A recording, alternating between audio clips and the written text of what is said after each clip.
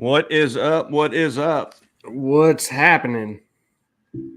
Welcome to the podium proof live stream of the 22 Hungarian Grand Prix. In the books. And holy shit, do we have a lot to talk about? Yes, a lot of it not even to do with the actual race. So, lot to talk about with the race. Let's not misconstrue that. But outside of the race, yes, a lot is happening. So I guess we can start off with that. You want to hit that first? We'll get all this big news out the way. Yeah, so in a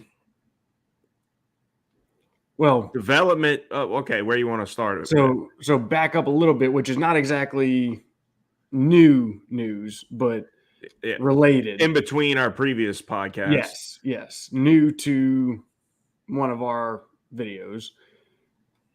You have Sebastian Vettel announcing his retirement at the end of this year. And my understanding is that it is actually quite a shock to Lawrence Stroll. They had told him they wanted him to stay on. I forget what they had offered him as far as contract and all that. I think they just, told him they wanted to do another 1 year or something. And they wanted him on board, but he's decided it's time to hang it up. Yeah, I mean, look, when it's time, it's time. I mean, I feel like kind of seen this coming for a little bit, and I kind of thought at the time when he was leaving Ferrari that he would have wanted to do it that way, retire from Ferrari, but I don't think he wanted to go out after getting fired, essentially. Yeah, I mean, I think I do agree with you. I think retiring from Ferrari was probably the plan, right? It was probably the goal. But I think he wanted 1 more year.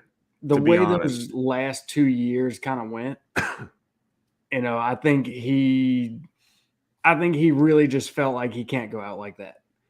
Well, not only the performances, but just the way it ended. Yeah, and that's what I mean. I mean, performances coupled with just how the team was handling things and how he was feeling versus, with them and vice versa. I don't think, there was so much what seemed like animosity, right? Whether that was actually the case and it was legit animosity, but that's kind of how it was portrayed, and that's what we saw from the spectators' end. And I don't think that's the way he wanted to go out. So I think Aston gave him the chance to go out on a higher note. He would be able to help the team get off the ground, be that leader that he is, and give him the chance to build a little bit with them and go out on a high note. Not necessarily anything super over the top, like, fighting for a world championship with Aston, but a high note nonetheless for him, I think it was more maybe not even necessarily a high note, because it's been anything but that, but on his terms. Mm-hmm. Do it the way he wanted to do it and when he wanted to do it, not retire off of the way things ended with Ferrari. Yeah. Because he had lost control of that situation. Yep. And on 100%. A completely separate note, before we dive into any more of this, I give a special shout out to my little boy, Finn. It's his birthday today, 9 years old. Happy birthday, buddy. Happy birthday, dude. Hopefully you're in there watching. I don't know if he is. Him and his partner over here cutting up, so I'm sure he'll cycle back to it. Oh, yeah. So Anyway, And then look, man. I mean, what a career by Seb, though. You know, oh man, the way it started out with Red Bull was, I mean, just staggering. And he, you know, he was instantly, he was having people talk like, because he won him so early in his career. Yeah. You know, everybody was just like, are we going to see this guy win 10? Mm-hmm. You know, I mean, and that was the trajectory he was on. Yeah, it really was. I mean, the way he came out with them. You know, Red Bull had no looks of slowing down. Nope. And, you know, unfortunately for them, those new regulations really took it to them because of the battle that they were in the 13 season. Mm-hmm. But, I mean, just what an absolute stellar career. You know, obviously he didn't get it done at Ferrari, which he won it more than anything. But, you know, it is what it is, man. Yeah. I mean, those things hurt at the time. And I'm sure, you know, years down the road, he'll still look back and really wish he had one with Ferrari. I mean, that was his, you know, growing up as a fellow German and Michael Schumacher. Yep. That was in the time that he was coming up, you know, that Michael was there and present when he was karting. Yep. Literally at the tracks, at some of the events that he was karting at and dominating. So he was having this personal interaction and relationship with Michael. Yep. You know, so a kid coming up in that as a German, who wouldn't want to win with Ferrari? Oh, I mean, that becomes your complete career aspirations, you know. And I mean, German aside, you know, most younger kids coming up in, you know, through the ranks, most all of them, I mean, dude, the goal is Ferrari. On top of that, a world championship with Ferrari. You know, that is, regardless of what Ferrari has looked like over the last number of years, you know, regardless, the goal is Ferrari. It kind of always has been and always will be. You know, that is the pinnacle. You drive for Ferrari and you have made it. You know, not to say that driving for Mercedes or Red Bull or any of the other big teams, not to say that that's any less of an accomplishment, but, you know, the young kid aspirations are always Ferrari. Well, I mean, look, it's the most iconic F1 brand. Yeah, and that's why. But not only that, it's the only one that's been there through and through. Mm-hmm. You know, there's never any doubt if Ferrari is going to pull out of F1. They're always there. They've never skipped time. They've never skipped generations of up and comers. It's just they're always there, and they're not going anywhere. Yeah, I mean, they've threatened and you know, use their weight to get certain things over the years, whatever, but they're not going anywhere. I mean, Ferrari, F1 is, how can I put this? F1 is just as important to Ferrari as Ferrari is to F1. Yes. You know, that's what their brand was built on. Mm-hmm. You know, Enzo Ferrari started building cars and selling them in order to finance his racing. Yes. So the racing is literally the heart of that company. Yes. Always has been. So, yeah, I mean, that's why, you know, and you feel that, and that's why people are so passionate about it, and that's why people are, you know, they have the largest following in the world, even though they've been through some rough times in the past 10, 12 years. So, you can't be on top all the time. right. I mean, look, even Mercedes fell off. Yep. And, Yep. I mean, they were coming off of a point where it looked like, much like Red Bull, much like Ferrari did before that, Williams before that, McLaren before that. They get in these runs where it's like, man, are these guys ever going to be beat? Yep. And then you get to a regulation change or, something of that Somebody nature. leave or and things get flipped on their lid. So, all right. Well, hey, we're going down a rabbit hole, getting off our original topic. So, nonetheless, regardless of how much of a shock this is, Seb has had a fantastic career. Great driver, 4-time world champion. I mean, that speaks for itself, right? He's a great human not being. only 4-time, but 4 in a row. Yeah. I mean, the stuff he does outside of just the racing, just a all around fantastic dude. So wish him the best. It's going to be weird not seeing him on the grid. Right. Not seeing the VET in the corner on the timesheets. Yeah. They're in practice or whatever, Yeah. So, I mean, whether it's on to bigger and better or on to lesser and just slowing down and enjoying things. It's still better. Wish them all the best. And we're definitely going to miss them. Oh yeah. Cheers to Seb. But before with that being said, before we unleash the bigger, or I shouldn't say bigger, more recent news, we'll get into a little bit of that real quick and leave everybody hanging and wondering for a minute.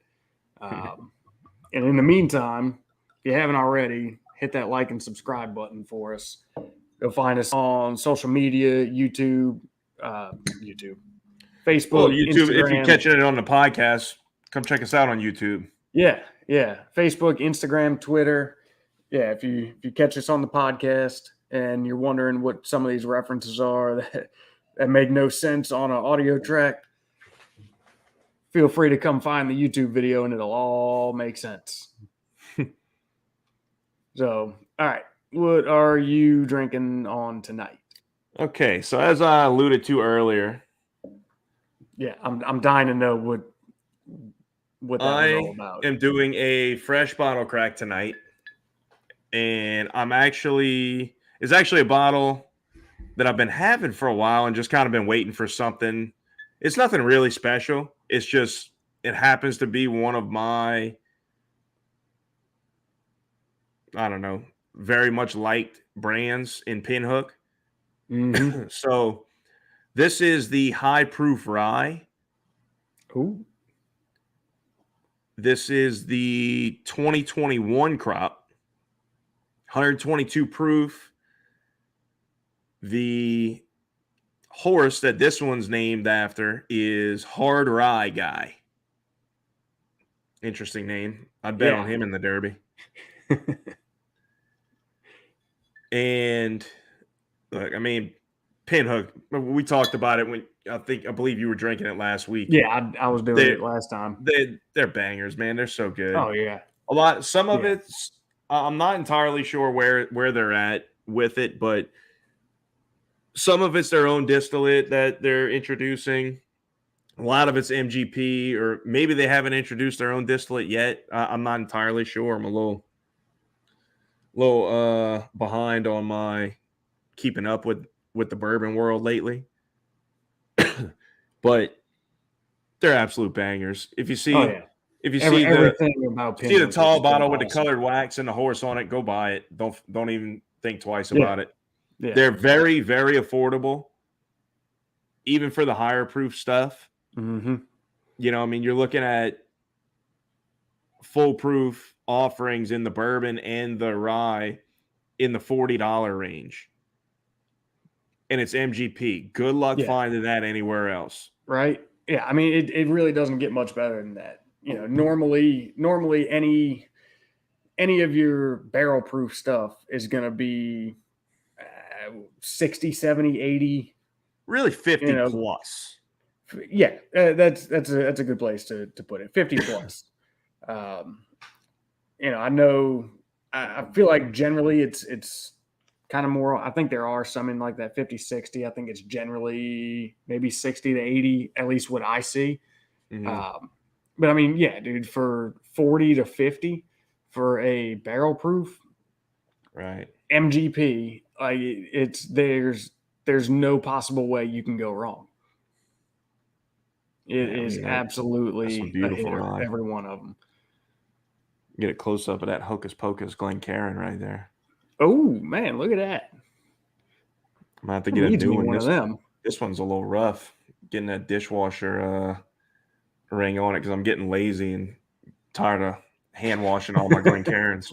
Man, it's funny you say that. So for the longest time, I would not put my Glens in the dishwasher. Mm-hmm.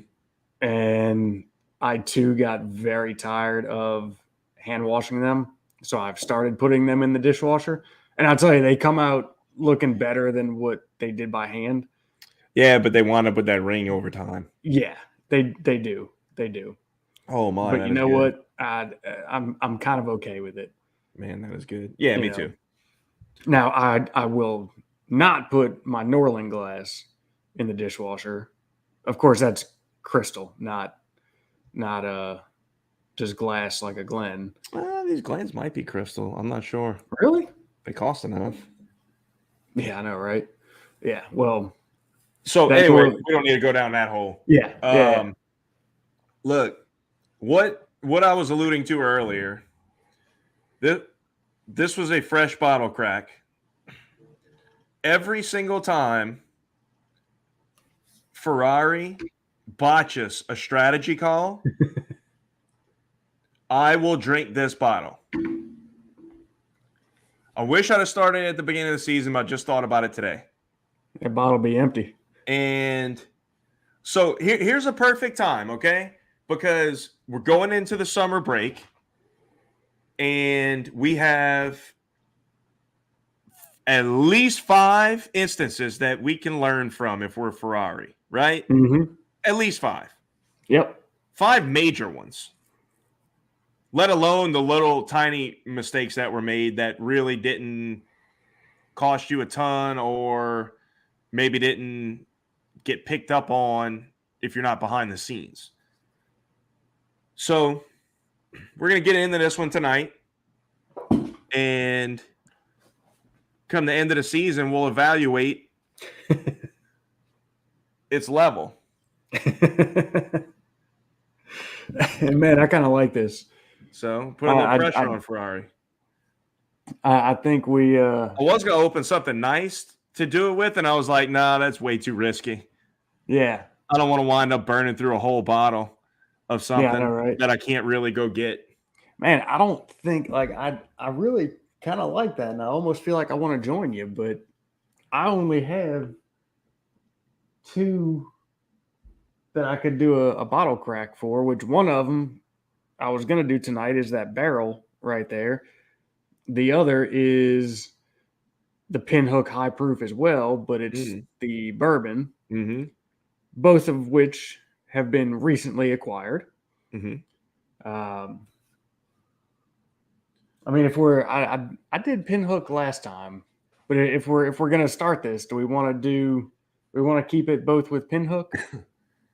That'd be cool because I believe that bourbon that you got is the counterpart of this one in the rye. Yes. So you know what? All right, fine. We'll do it. Hell, I'll never complain about drinking more Pinhook. Right. So, why don't you talk about that little barrel you got behind you, though? I will gladly talk about this.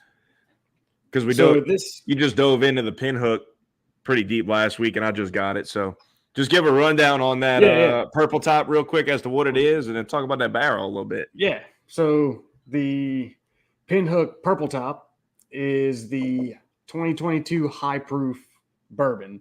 Blue top's the rye, purple's the bourbon. And this one comes in at 116 proof. And named after the horse Bourbondini. They're getting creative with these. Right. Hard rye guy and Bourbondini. What crop is that? This is that 21 or 22? 22. Okay. Yeah.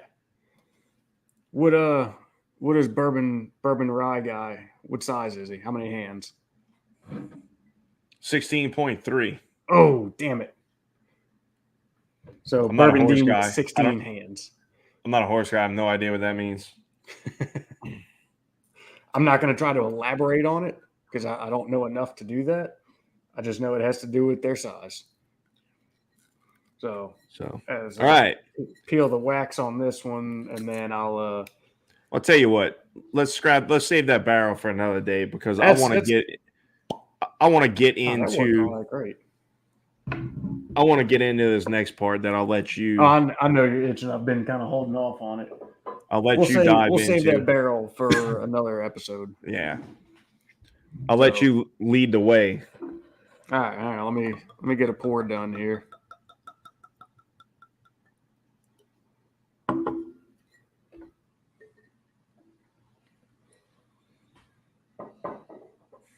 This rye is fantastic. I'm not gonna lie. I was looking forward to getting into that barrel.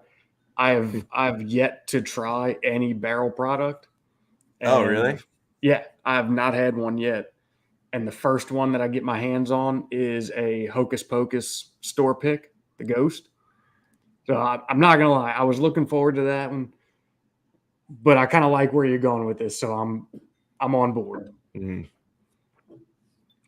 Yeah, that's a dangerous game. Playing, putting it on Ferrari. How much is that barrel Ferrari you're going to drink with a store pick? Exactly. A barrel store pick at that. Yeah. Those are one of those special occasion bottles. Yeah, no kidding. So, all right. The big news that was released today that I know you are itching to get into, as we just talked about, the Aston Martin seat of Seb Vettel is now open. Wrong. Correct. It is. That is now wrong. As of today, that is now wrong. Actually, I think it was officially, my understanding is that was done like signed and inked Sunday night in the paddock from some things I read. The announcement was done. The announcement came today. This morning, yeah. And I will go ahead and put that up here in a second as to who will be filling that seat. Ready for it? Let me get a drum roll. Because if you haven't seen this news yet, it's probably going to shock you. Bam! Fernando Alonso going to Aston Martin for 2023. I know your head's exploding. Mine did too. Wasn't expecting that. Still not sure how I feel about it. Nobody saw that coming. Yeah, no. So I have a few scenarios that I've been running through my head all day. So as to why that happened. So I did some digging on this. So go ahead and go with also as to how that happened. I can tell you how, if you want to know. So what is your how? So the how is that Lawrence Stroll and Fernando Alonso apparently are pretty good friends. And, you know, Lawrence Stroll's deal with Aston Martin, not his deal, like what he's trying to do is set a precedent. And that is that they are here for real. And with that, one of the ways he's going about accomplishing that is, one, trying to stack as many people as he can from other organizations, well-known, successful people, such as the Red Dan Bull. Fellows, I think it is his name. Fellows. Yeah, from Red Bull. Mm-hmm. And then getting Seb as a driver, getting a seasoned veteran, a world champion to kind of just establish that, like, look, we're here for real. So when Seb gives his notice, the first thing Lawrence did was hit up his boy Fernando. And, we all can see. I actually heard it was the other way around. Really? That as soon as that announcement was made, or maybe not even when an announcement, as soon as he heard about it, he told his agent to make the call. Interesting. Just for a chat. Not like, hey, get me in here, but let's talk. But what I was meaning when I say how does this happen is from the Alpine side. How in the absolute hell do you allow this to happen? How do you screw this situation so much that you allow Fernando Alonso to walk? You want that answer too? I got that one. I'm waiting. Fernando wants to be in the game. They wanted to give him a 1-year contract. Mm-hmm. He wanted more. Yep. They were trying to juggle getting Piastri in and juggle Alonso's contract and Ocon's contract without risking losing the chance at Piastri. So and they were only going to give Fernando a 1-year contract, and he wanted more. So from what I understand, with regards to Piastri, is he was on, if there's a little bit of gray area as to when the date was, but the timeline kind of matches up to July 31st being the day where if they didn't have a drive lined up for him for next year in Formula One, whether it be Williams, McLaren, or Alpine, or anybody else, obviously there was going to be a slingshot clause back to Alpine when a seat was open. But they were responsible for landing him a drive. Not responsible, but essentially. Contractually with right, him. Right, exactly. If that did not happen, he would be free from that program. Was that a drive for 23? Or what I thought I had seen was that they had like until a time in 23 to secure him a drive. No, it was 423. What are you going to keep this dude on the sideline for 2 years? When he's like the next great thing that we have coming up into this sport? I'm not disagreeing with you. The way Alpine has managed him to begin with is atrocious. Yeah. You have a guy who is in pretty substantial company in terms of what he's done in the junior ranks, as far as the only rookie to win F3 and F2 in consecutive years. And you're keeping him on the sideline behind Ocon. So, as we've alluded to before, Ocon is a fine driver. But if you legitimately feel like you have a generational type talent in Piastri, what the hell are you doing not getting him in your car? Obviously, you're not going to want to give Fernando the boot just to get him in the car. I get that. But you can find another Ocon. Mm-hmm. You know, that's not hard to do. Right. It's really not. No, so, and What are Why you, the way they why mismanaged Piastri is all of being this? Like, first of all, you tried to play hardball with Fernando Alonso. He's got the biggest ego in Formula One, and not in a bad way, in my opinion, just in the kind of ego that if you play too hard and you cross a line, I will stick it to you just to prove a point. Mm-hmm. Yeah. And Yep. He has proven that time and time again. exactly. And obviously they They crossed the line.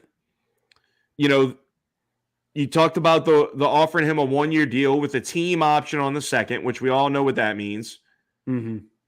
Because they, like some dumbasses, they signed Ocon to a contract through 24. Yeah. Why you would do that with a just run of the mill midfield driver is beyond me. Mm-hmm.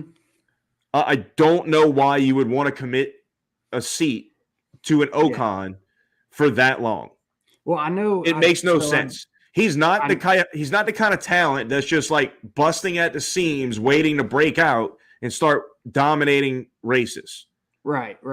And I think what they were the only thing that I can surmise is that they were not expecting Fernando to want to keep going, because I also read that they wanted him when he was done driving. They wanted him to like take over as like head of Alpine Motorsports. So I think they were trying to like lay out program. Do what? What's the name of? I'm drawing a blank on his name. The head dude at Alpine. Damn it. I can't think of it. Well, anyway, he's alluded to in the past Alonso going and driving for the LMP program that's coming back in 24. Yeah, well, I mean, we all know what Alonso can do in LMP. So if he's still with Alpine, I mean, of course you would want him in your car, but do you really want to try to push him out of your F1 car? Not when he's driving the way he is now. Right, to get him into your LMP car? That seems stupid. But nonetheless, like if they're going to try to lay out Alonso's next coming years, like that's not going to work. Unless it's a plan that he set forth. Right. Especially if he is saying that he wants more out of his F1 contract. He wants to continue racing in F1. He feels like he still has it, and he does. He has proven that. I keep kind of thinking back to that shtick at Johnny Herbert. Mm-hmm. What was that, back in like 16 or something? When Johnny made the comment about Alonso and retiring and all, and he stuck it to him with his 2 world championship titles. What was it? Man, I'm trying to remember what his actual words. I'll find it. But it was basically like, that's why I've got 2 world championship titles. I'll quit when I'm ready to. You're still over there waiting for one, or something like that, whatever it was. Yeah, I mean, Herbert kind of talks out of his ass from time to time. Oh, yeah. Oh, without a doubt. But yeah, I mean, Alonso is going to do what Alonso wants to do. He's not going to do what, he's not going to lay out his career with what they think he should do. And I think the combination of not giving him the contract length that he wanted, as well as kind of dropping the ball at times on him, as well as I really think he is fed up with Ocon. I don't think that really plays a part, because honestly, I think Fernando had the power inside that team to make that go away if he wanted, whether it be on the track or politically within the team. Well, I mean, Fernando has not been the same as the old Fernando in terms of like how vindictive he used to be. Mm-hmm. No, you're right. You're right.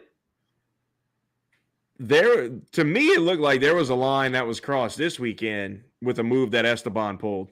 A couple of them, actually. Yeah, I was going to say at least twice. One of them was on the start. Yep.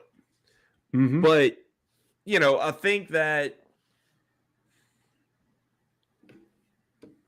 I truly believe the main reason, aside from it just them jerking him around, is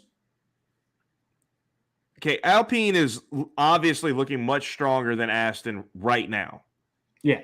However, I feel like this move indicates that Fernando has even more time left than what he initially thought when he came back. Because if you compare the two, the ceiling for Aston Martin is astronomically higher because of the structure that they're building, the new facility that they're actually building. Yes. The financial commitments that they have to this team. Yep. Is complete opposite ends of the spectrum from Alpine / Renault. Yeah. Because at any point in time, Renault could say, we had enough of this nonsense. We're done. Yep. Which has happened many, many times. And it gives me the impression that he is not confident in them getting any better than they are right now. Right. Right.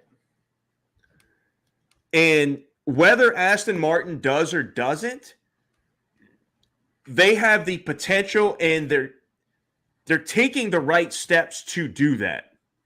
Mm-hmm. They are, like you said before, they're building the team, not only the drivers, but the team of people to succeed. Right. They're committing the finances to it. They're building the facilities. They're doing all the right things to create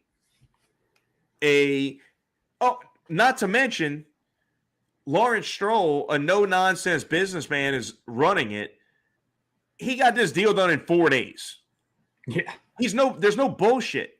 There's none of these politics where the country is involved in running part of the team and having to get approval on things, weird different things going on, over there at Enstone.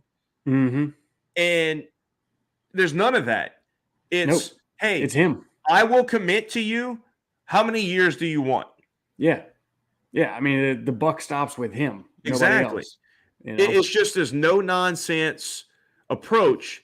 And that's exactly what Fernando's been his whole career. Yes. Yeah. And I think that had a lot to do with it. They've been going back and forth on these negotiations all season within his own team. Right. And I'm sure at some point it gets redundant and ridiculous.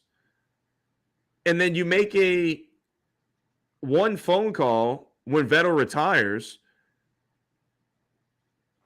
And Lawrence Stroll, I'm sure, tells you everything you want to hear. You come in here, you're going to be the cornerstone of the team. You're the leader. We're going to pay you like a king. And tell me what you want. Tell me what else you want. Yeah. You want multi-year deal? And then when you tell him, he goes, okay, done. Yeah, no problem. Yeah, not, let me run it up the board. Let me go check with, Officer Renault and, CEO, COO, CFO. Yep. Whatever other C blank O you want to put in there. Yeah, right. And, we'll get back to you.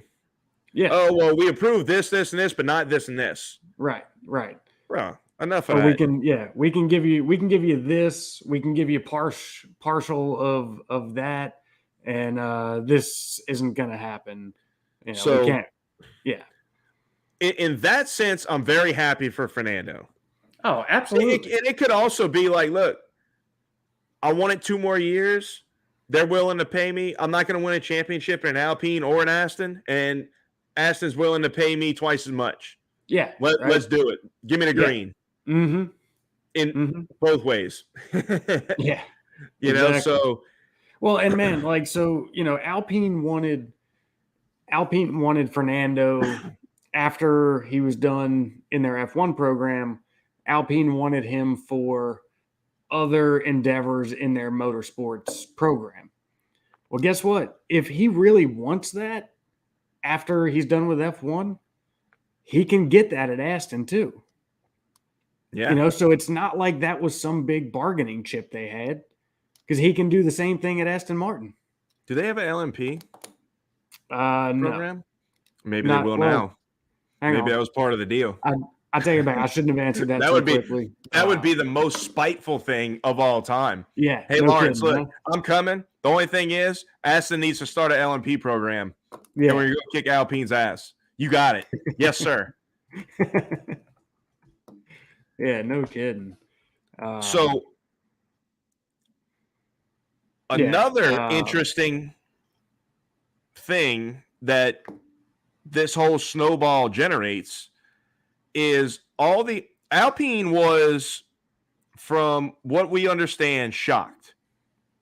Mm-hmm. And I really think they just overplayed their hand and assumed that they had it all. It was as good as done, that he was coming back. As poorly as they handled this situation, it would not surprise me if they may now have some issues with Piastri. Has he been committed to another team already? Because if that wasn't the case, why, as soon as that announcement's made, are you not announcing that Piastri has your seat? I've been looking all day. I haven't seen it yet. No, I haven't seen it. What's the holdup? Mm-hmm. If that's not the case.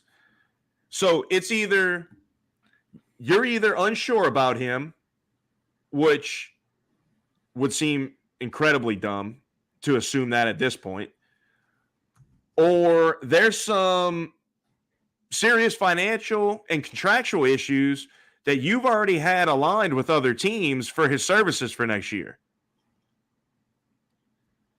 None of that has been announced. None of that is out there yet. Mm-hmm. But I'm assuming that that's why we haven't had the press release coming out saying Piastri is going to be in that seat for next year. Because essentially what they were trying to do is hold Alonso for one more year, get Piastri a seat in somebody else's back of the grid F1 car, and then loop him back into the Alpine in a year. Right. Well, that's out the window. Well, and good luck getting. I mean, it has happened, but good luck getting somebody to put the money and the resources and the effort into training your guy for 1 year. No, it 100% happened. You know, you could do it easily with a Williams, with probably an Alfa Romeo, probably with a Haas.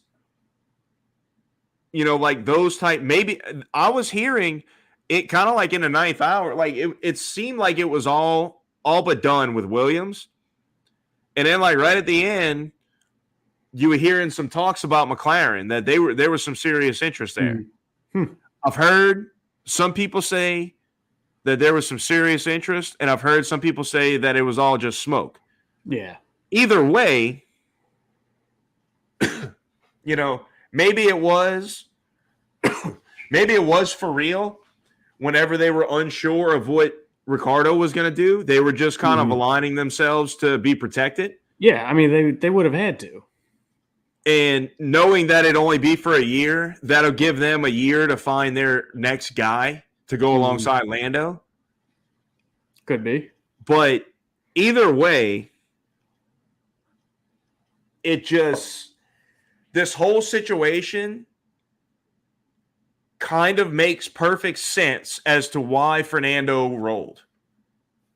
Oh yeah, Because the way just they've the whole handled everything. mismanagement of it. Yeah, absolutely. So, all right, let's put a button on that one for now, and we'll jump into all that next week when hopefully we have some more answers. Yeah, what Aston should have done. They should have just put Latifi in that seat. I mean, he's just waiting. Like he just needs a better car, man. I'm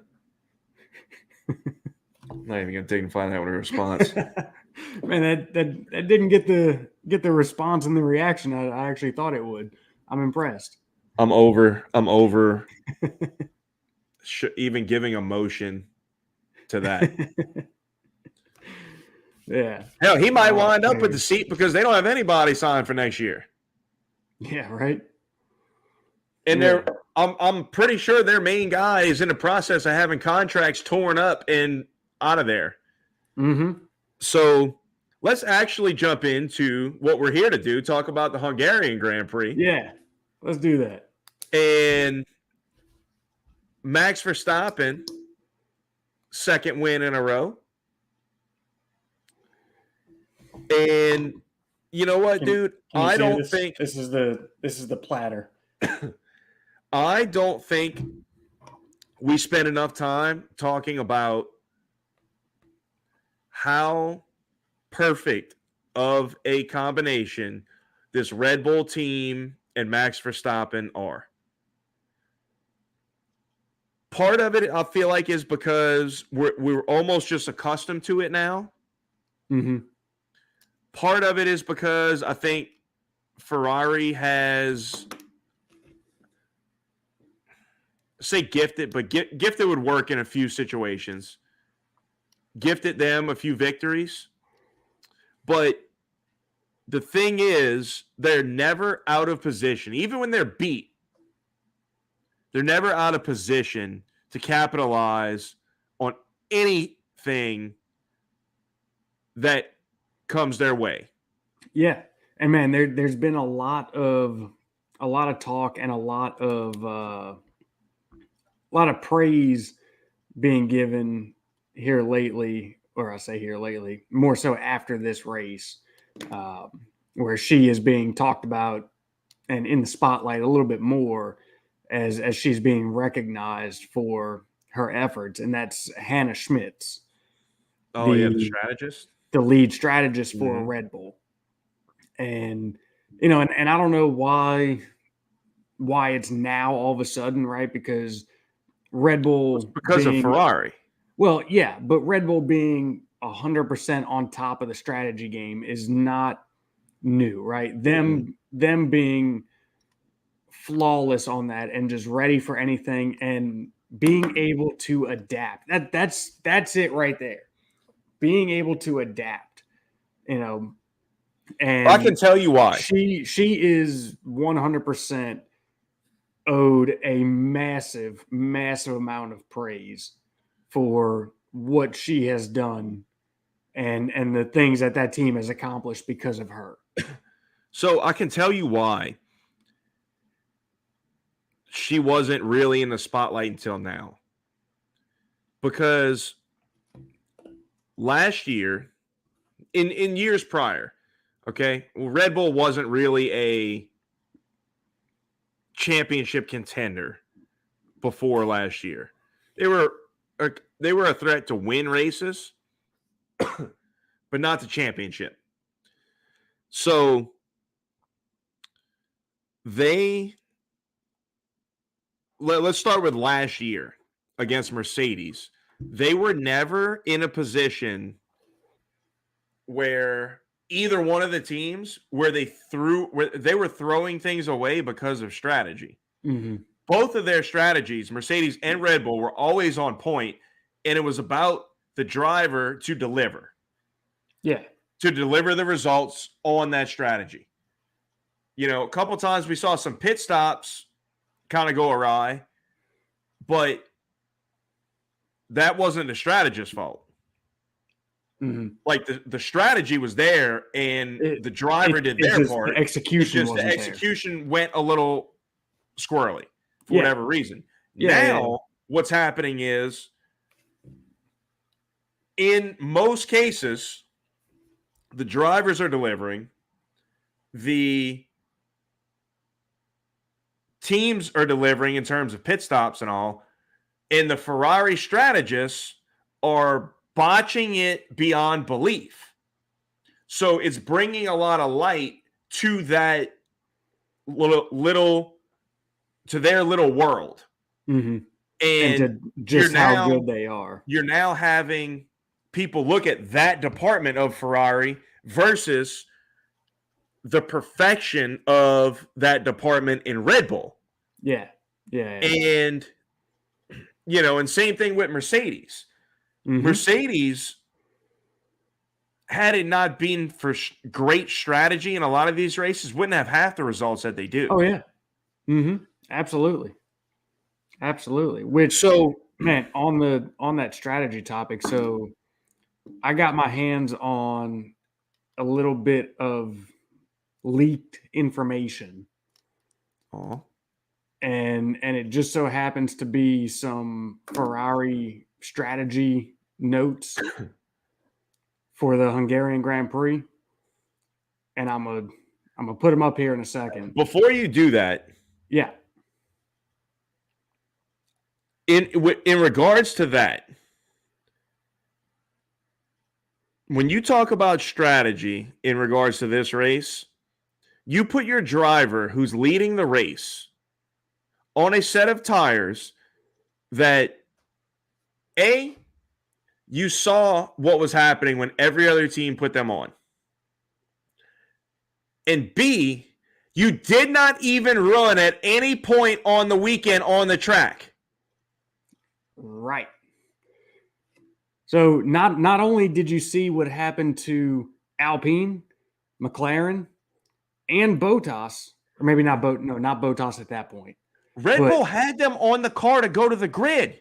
Well, I know. That's what I'm saying. It did their installation lap and was no. During the race, you saw Alpine and McLaren just struggle like hell and just plummet down the order with them. Or at least Danny Rick did, if I'm not mistaken. If I got that right. K-Mag did as well. Yes. And then not only that during the race, but you also saw the results of the teams running them in practice. And then on top of that, like you just said, you watched Red Bull go to the grid on them, and just in that installation lap, they went, no, we're not doing this. And you still put them on. And there's another kicker to it.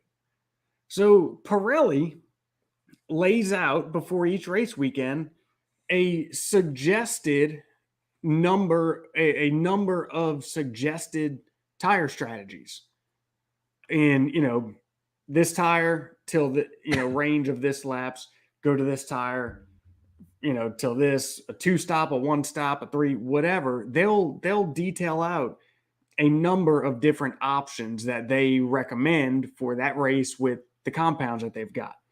Guess what strategy was nowhere on any of their recommendations?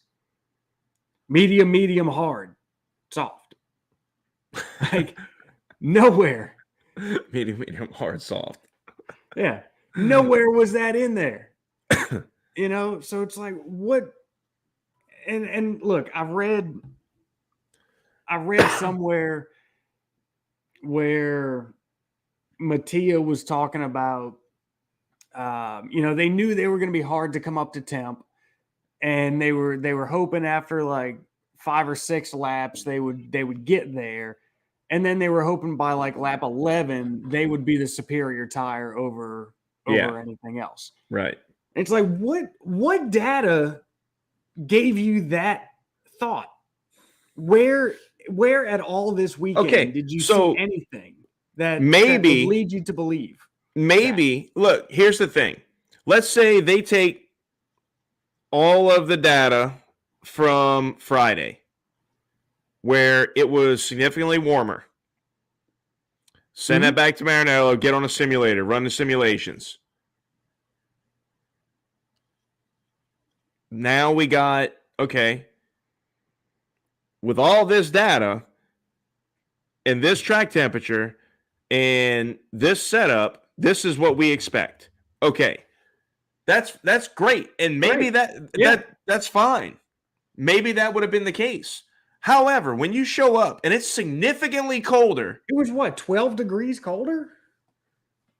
Yeah. Like it was 80 or something like that, ambient? Yeah. The track temp was significantly colder. Yeah.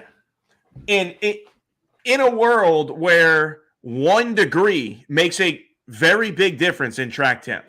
Yep. The track temp was double digits colder. Yes. So you essentially just went blind. And you determine your strategy on Friday and never adjust it. Yeah. Well, which either way, or not adjust it, but you never adjusted you didn't adjust your data for where we are now. Honestly, though, I think that might be the problem, is that they did adjust, but they had to adjust quickly without. They didn't adjust anything.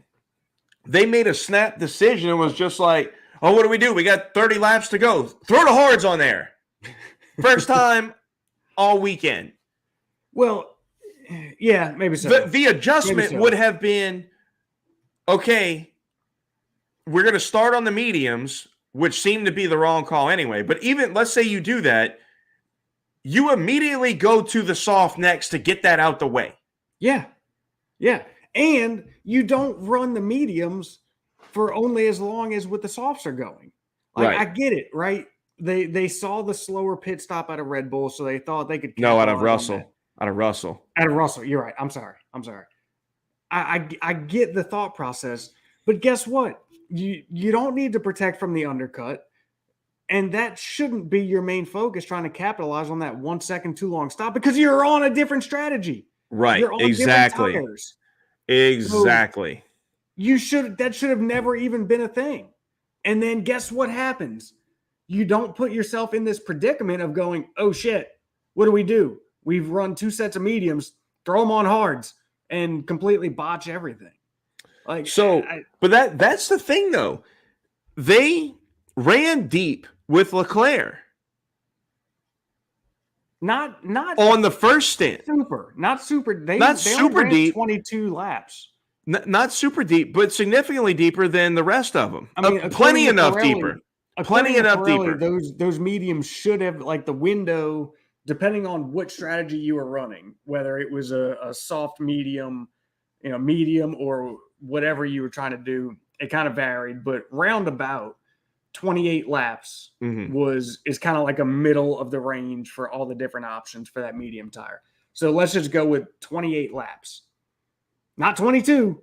Right. But look, even that still, changes everything. That changes the course of everything. Sure, it does. But it doesn't if you then put him on a set of mediums again.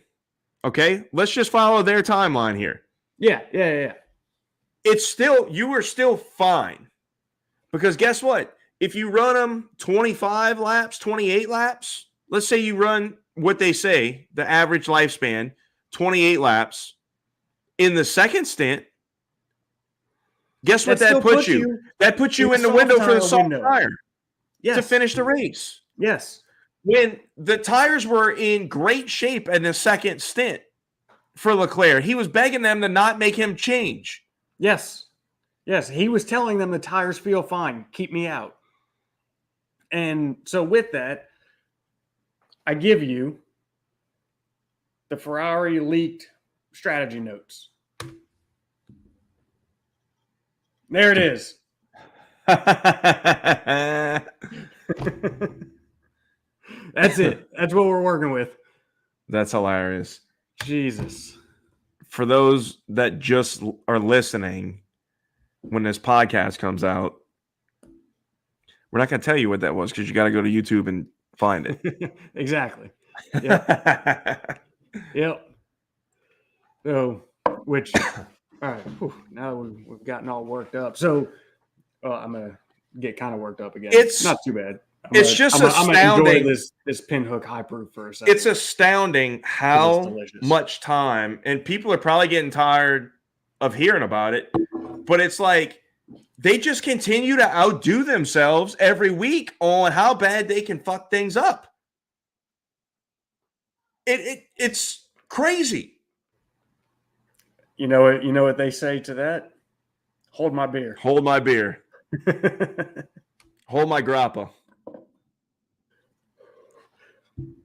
You can let somebody hold that shit. That stuff is nasty. Now, granted, I've never had like a true in Italy. I hear in Italy the real stuff is actually great. Maybe so. Any of it that I've had was like paint thinner. It was horrid. Let me ask you a question. Have you had any since you started drinking high proof bourbon? I'm going to bet no. No. And you should revisit it. I think it's a very bad If it's a bottle that mom and dad have, then revisit it. Yes, I'm pretty sure I have had that bottle again since getting into bourbon and not being, I don't know, what were we, young, we'll just say that. 10-ish? I was 13. Yeah. Like here, yeah, you can try a little sip. And oh my God. And then I had it trying since to deter then. from drinking. Yeah, right. But I've had it a couple times over the years because I always find it funny. Like I had Kayla try it one night when we were over there just because I know how terrible it is, and it's kind of amusing to watch somebody else suffer that same pain. So, but in all fairness, I have had it again. But since getting into bourbon, I actually don't recall if I have or not. Yeah, I feel like I might have. It is different. I promise you that. You will have a different. You'll taste it in a different light. The proof is not going to bother you so much. I'll give it another whirl and I'll report back. I'll do that. For those of you that don't know, grappa is essentially like a equivalent of a white dog over here. It's like the Italian moonshine. Italian white dog, white lightning. Yeah. So yeah, grappa is so you take the grapes and you make the wine, and then all the spent mash, essentially the spent stems and the spent squished grapes, you take all those and you make a mash and you distill it into a liquor, and that's grappa. And surprisingly, it doesn't have the flavor. No. Of fine wine. God, no, it doesn't. Oh. So, all right, let's jump in. I just want to try one thing real quick on that Ferrari topic, and then we'll move on and quit causing everybody so much heartburn. So, as you can see, I'm wearing an old school Ferrari hat, and this is a Michael Schumacher hat. And what I'm trying to do here is I'm trying to like pull those vibes of like those days and that era of a Ferrari team that knew what the hell they were doing. A team led by Ross Brawn and Jean Todt, a certain Jean Todt and Ross Brawn. So I'm hoping to kind of channel some of that good Ferrari energy. So if that's what you're going for, you should probably start wearing it on Friday, not Monday. Well, look, it's never too late, okay? It's never too late. It is too late because the race happened yesterday. I'm looking towards the future, man. Like, yeah, look, they've already screwed the pooch. Like, what's done is done, and that dog has been your 2022 world champion, Max Verstappen. Yeah. And for the first time in a lifetime, not Mercedes. Red Bull is the constructors champion. Right. Yeah. So, hey, look, I'm doing what I can. I'm pulling out all the stops. If I can channel some of that by rocking the old school hat, which this one, in case you're wondering, was from 2003 Montreal. But, trying to channel an era here and a team vibe. So we're gonna circle back to that later because I have some interesting thoughts on that. Yeah. Let's run through some of this other stuff. Well, I don't want to run through it. Well, not run because through it, let's get into it. I want to dive into Mercedes here. Yeah, go for it. The best they've looked all year. Yeah. Outstanding result, double podium. Yes. Look to be in contention. Kind of were, kind of weren't. Yeah, Lewis was closing down Max towards the end, but Max had it in hand. He had no reason to push. Right. Well, he started closing down, and then Max was like, no, and pulled out another good little bit, and then was like, okay, now I can just kind of coast. So, and then he pretty much just matched Lewis. Yeah. Yeah. And look, I mean, I'm not taking away. They looked really good this weekend. And that's for a multitude of reasons, but to be 100% fair and honest, Max was just kind of managing them. When Charles got around George, he started just driving away from him in the beginning. Mm-hmm. So, yes, they looked better, but in the bigger picture, when Charles turned it on and got out of manage mode for those tires, it was on. Yeah. Yeah. But nonetheless, it was a significant improvement in the looks. And the interesting thing is that it seems like it was by accident. It was totally by accident. Because Friday was probably their worst session of the year. And by their own admission. Like, they had no idea what was going on. So they literally just flipped their setup upside down on Friday night. Yeah. Well, it was kind of like they had like a choice to make, right? That's literally what they did. They were so bad on Friday that they said, let's do the opposite of what we have. Yeah. And they did that, and the weather flips, and it's like, holy shit, this is great. Exactly. It was kind of a perfect storm. They changed the setup. The weather changed. It was more conducive to their car all the way around. Yep. And everything just worked. And they almost really, really capitalized on it. Mm-hmm. But nonetheless, an outstanding result. George Russell gets pole. Yep. But with not going purple in any sector, by the way. It was just a perfectly balanced, fast lap. Yep. He wasn't blazing everywhere, but he was very fast everywhere. Yeah. What is it? Carlos had a little bobble there. Yeah. Carlos kind of gave it to him. Let's say Carlos was, that bobble in, what was it, turn 5 or something like that. Mm-hmm. Let's say that cost him a tenth or so.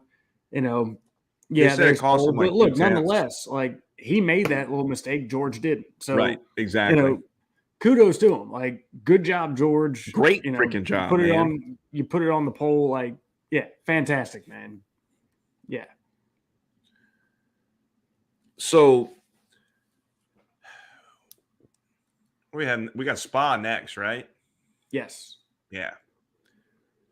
I don't expect this there. No. Mm-mm. However, I do think you're starting to see that progression of this team kind of starting to find their way. Oh, without a doubt. They're still a solid ways off. Don't get it wrong. Plus, this track is not the easiest one to put a massive gap on somebody. Right. Comparatively to to some of these other ones where, you've got these high-speed corners. Mm-hmm. And, you got long straights where you can really, really open up a gap if you're faster than somebody. Yep. Yeah, So you're not going to get that at the Hungaroring. Everything just kind of worked to their advantage on this one, and they almost made the ultimate capitalization on it. Mm-hmm. It didn't quite work out, but it's not for anything that they could have done or did. Right. You know what I mean? They just didn't have the pace to do it. Yep. Both of their strategies that they went with, Lewis started a little further back, but both of their strategies that they went with, I feel like, gave each one of them the best opportunity to win at the point in time that they were called. Mm-hmm. You know, George's strategy kind of wound up biting him in the butt because he went so hard early on, duking it out with the Ferraris. Yeah. Lewis, while all this was going on, was just able to manage and take advantage and quietly have a sneaky good first stint where it really set him up well. Yep. And gave him a lot of options going forward in the race. Mm-hmm. So, you know, they did a fantastic job. I think they absolutely maximized what they were capable of. Oh, absolutely. And but it's not to take away from them, right? They capitalized where they could, which was all that you could ask of them.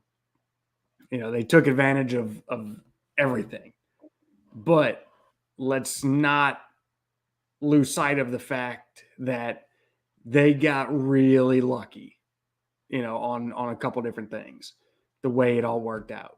So let's not get too ahead of ourselves in thinking that they have just straight up figured this thing out and they're back on pace.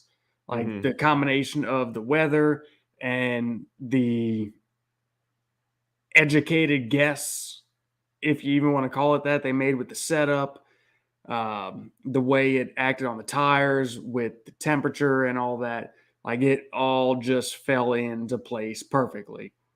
Mm-hmm. And it was not a true representation of they've got this car figured out and they're back on the pace. Like they have made significant strides with the car. It's not bouncing off the track anymore.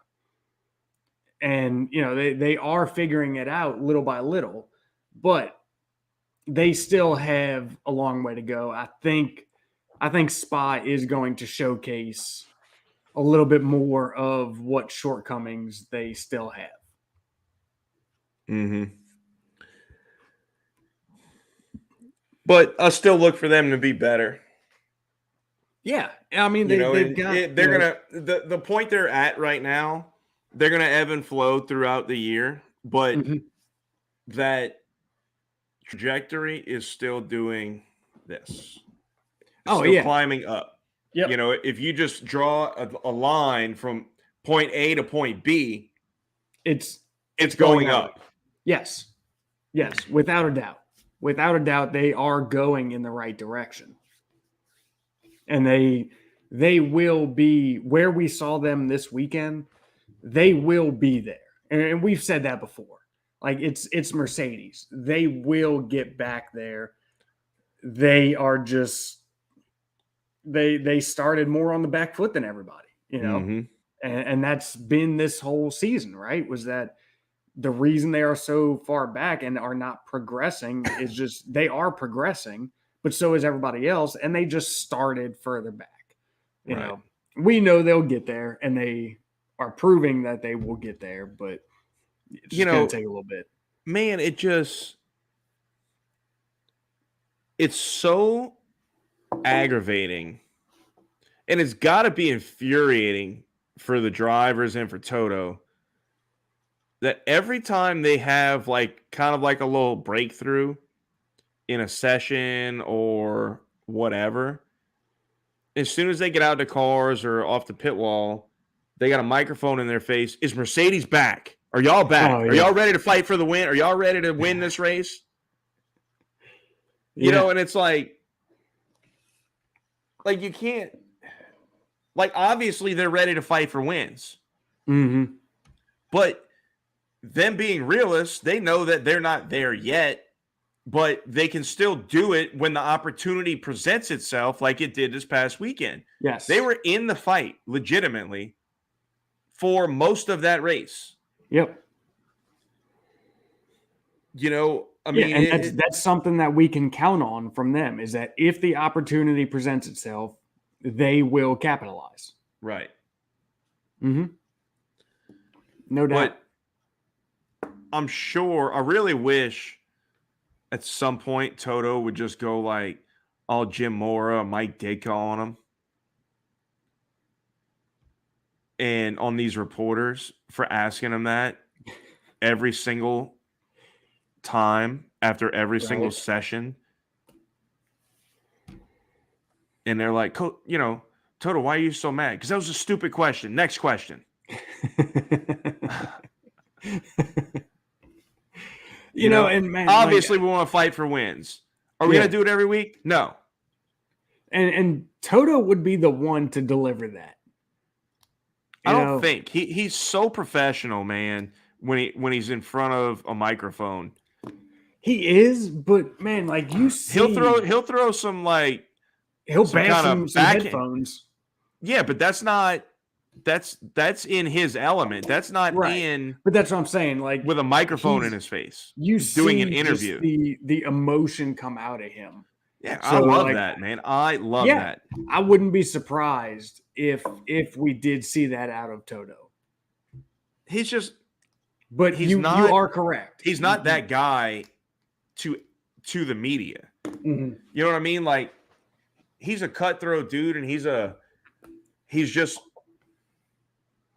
competitor, man. He wants to win just as much as anybody in that paddock.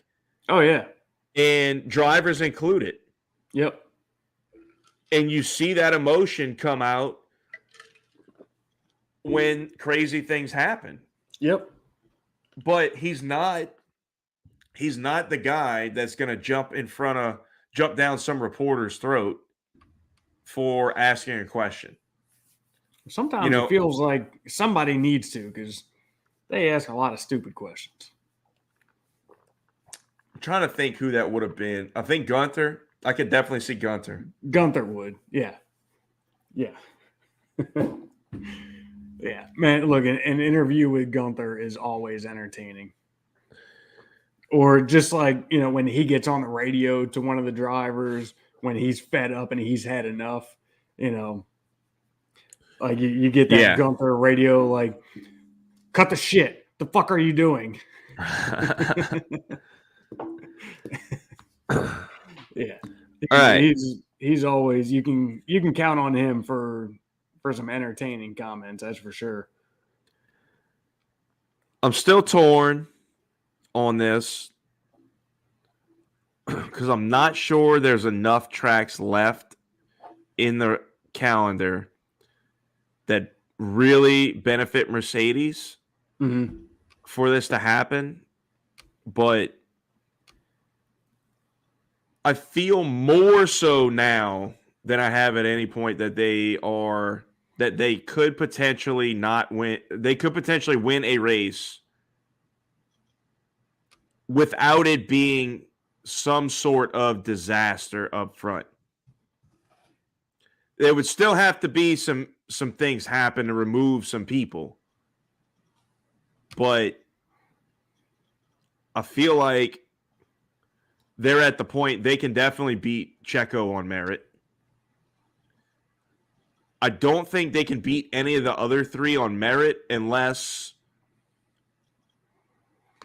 you know, like they're not just going to outdrive them. Like, given strategy and all goes well, they're not going to outdrive them.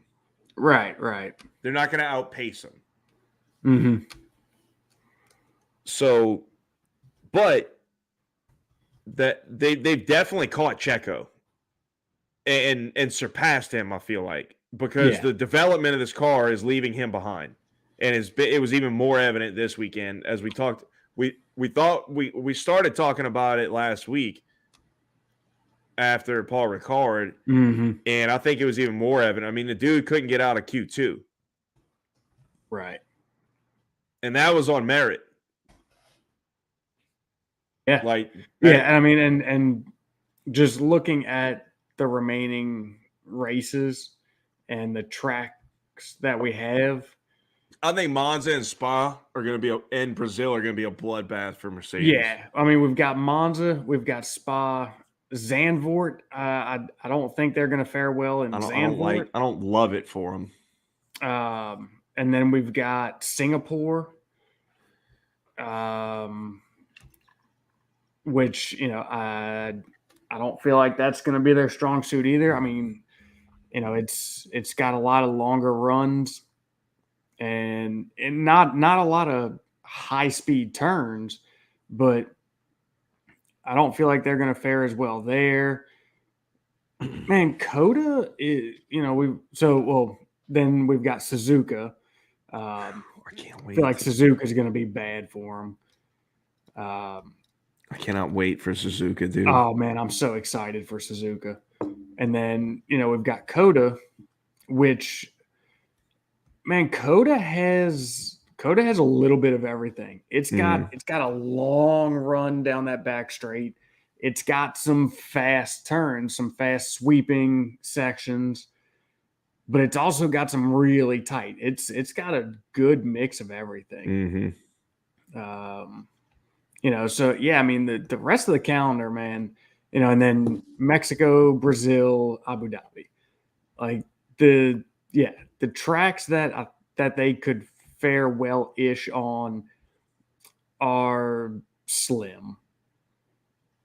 As far as, given the current car, right, with no other updates, which I'm sure they'll have something here and there,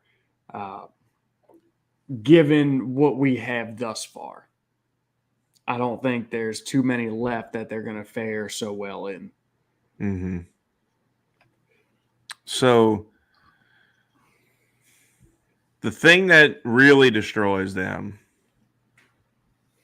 is when you have, and I'm looking, Zandvoort's not great for it.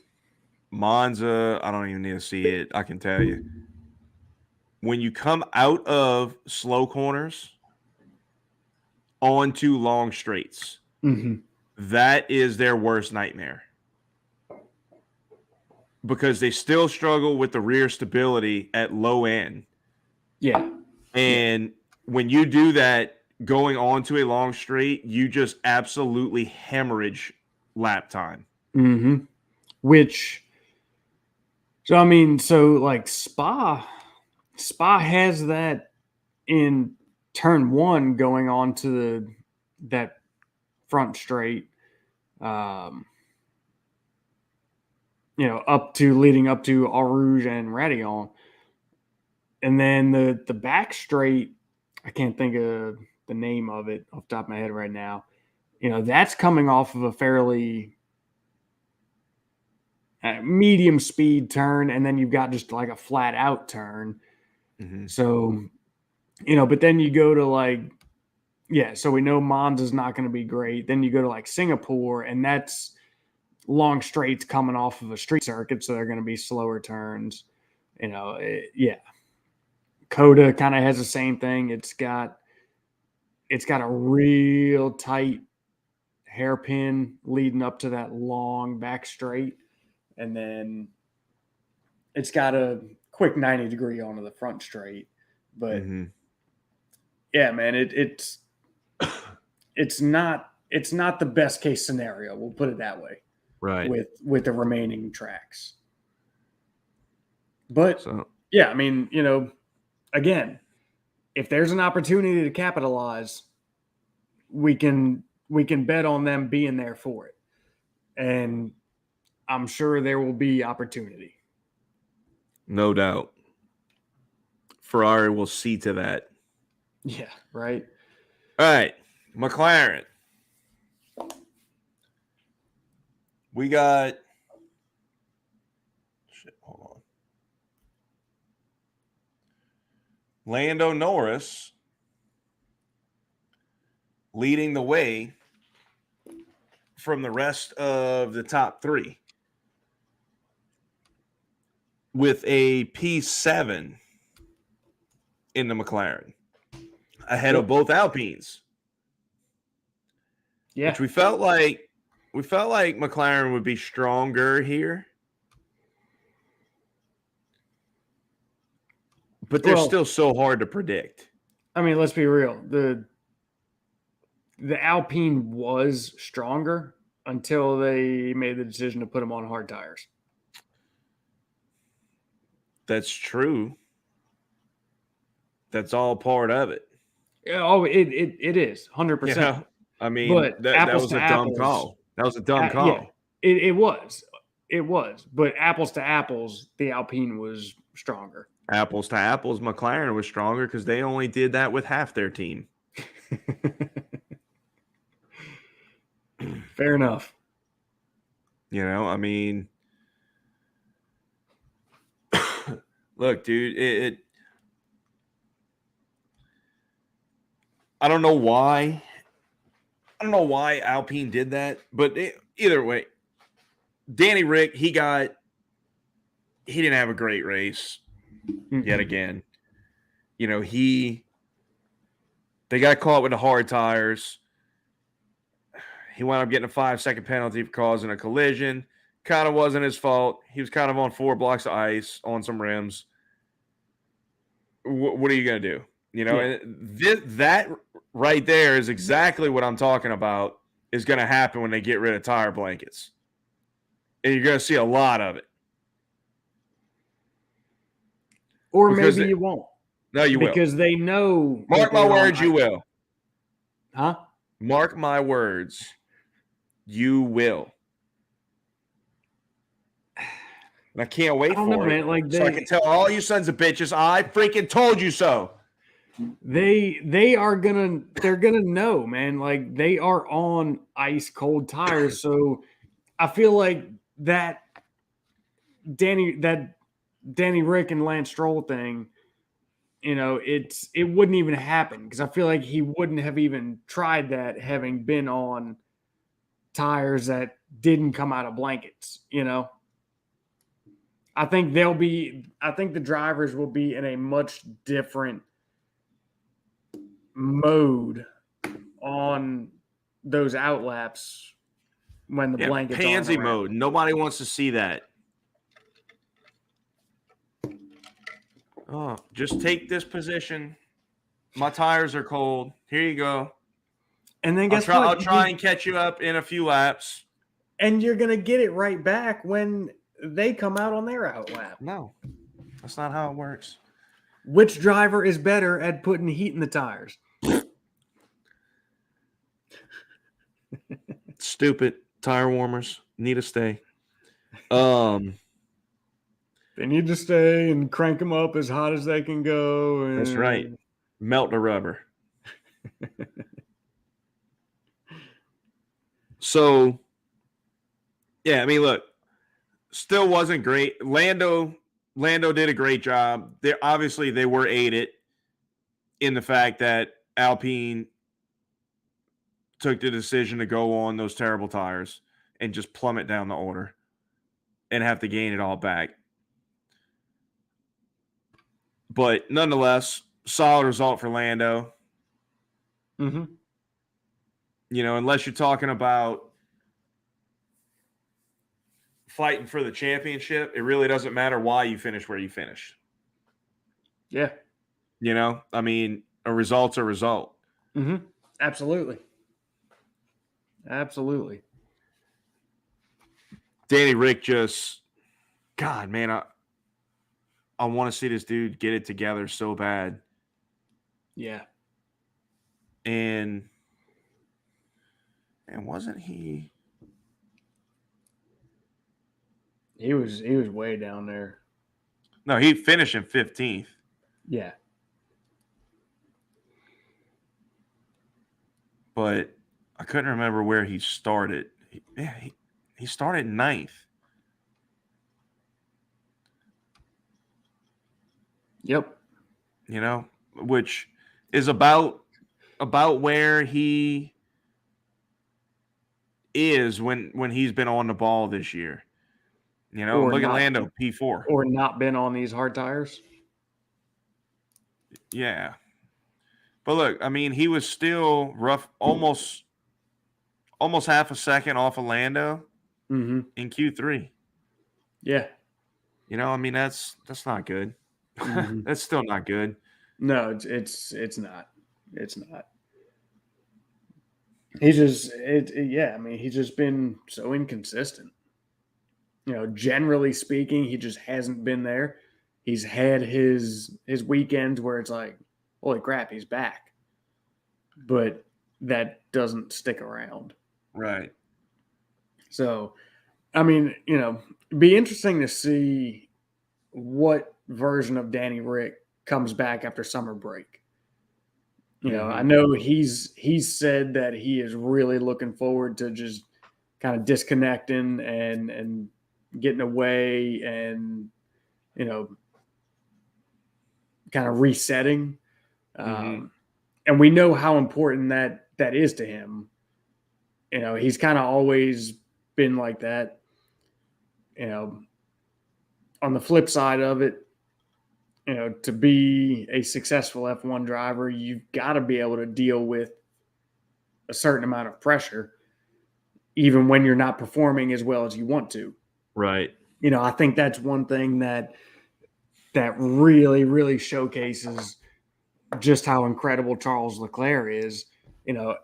After everything that he's gone through this year thus far, no matter what happens this weekend, next weekend, he shows up and he fully believes and expects to have his car on the front row and on the top step of the podium, and nothing's going to stand in his way of trying to get there. And shy of the car blowing up or bad strategy calls, he's going to deliver on that, And I think that's really a major difference. I mean, you don't see it with Danny Rick. Like, he has a bad weekend or a string of bad weekends, and it really, really eats at him, and you see it start to affect his performance. And you've got to just be able to separate, or not even separate, but compartmentalize. I guess it would be like, okay, look, this weekend was shit. Let's take this weekend and put it in this weekend box and put it over here and move forward. Yeah.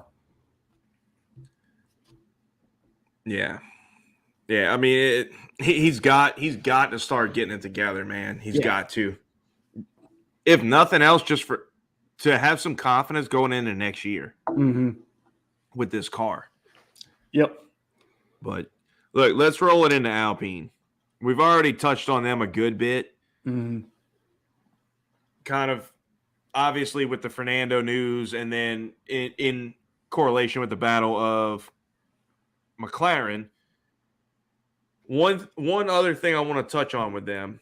What do you think happens now with this news being broke going forward with Fernando in this team? Because he's been Mr. Nice Guy as far as Fernando goes. Yeah. For the majority of the time that he's been here.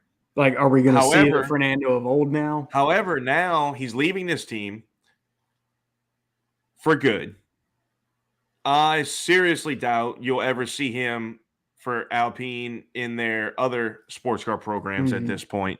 I don't think this was a cordial split.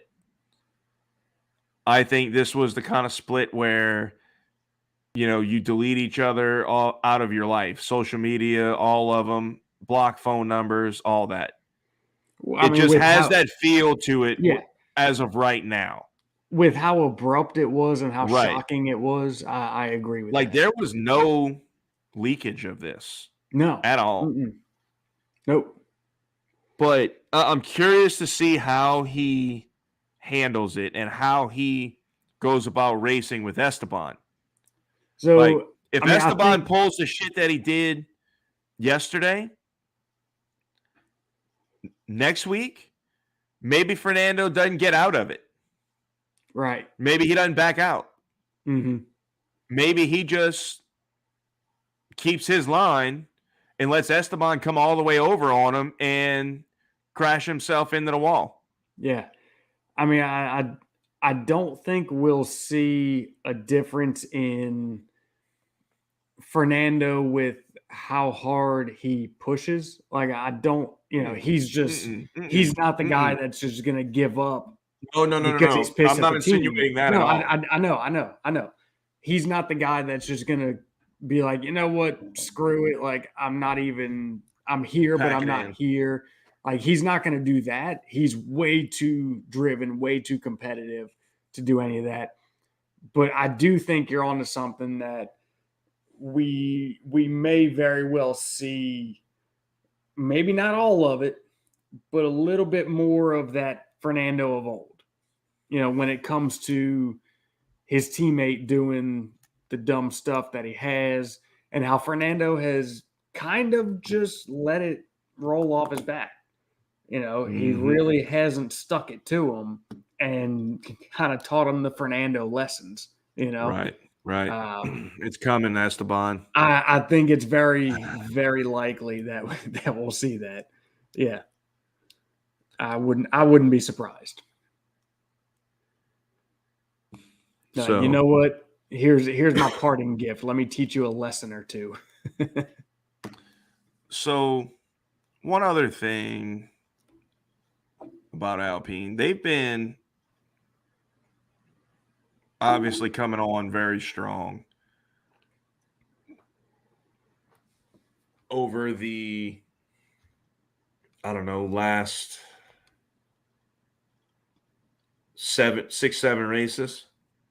They've really kind of found their footing and started really, really closing the gap to Mercedes or to the rest of the front. Yeah. And almost made like a whole separate category. Like there's been Red Bull and Ferrari, then there's been Mercedes, and it's kind of then been Alpine, and then everybody else. And it's something that crap.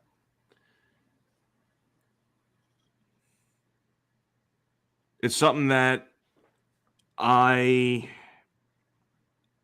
think that it was very track specific. Their pace, like they were off pace this weekend in terms of where they've been.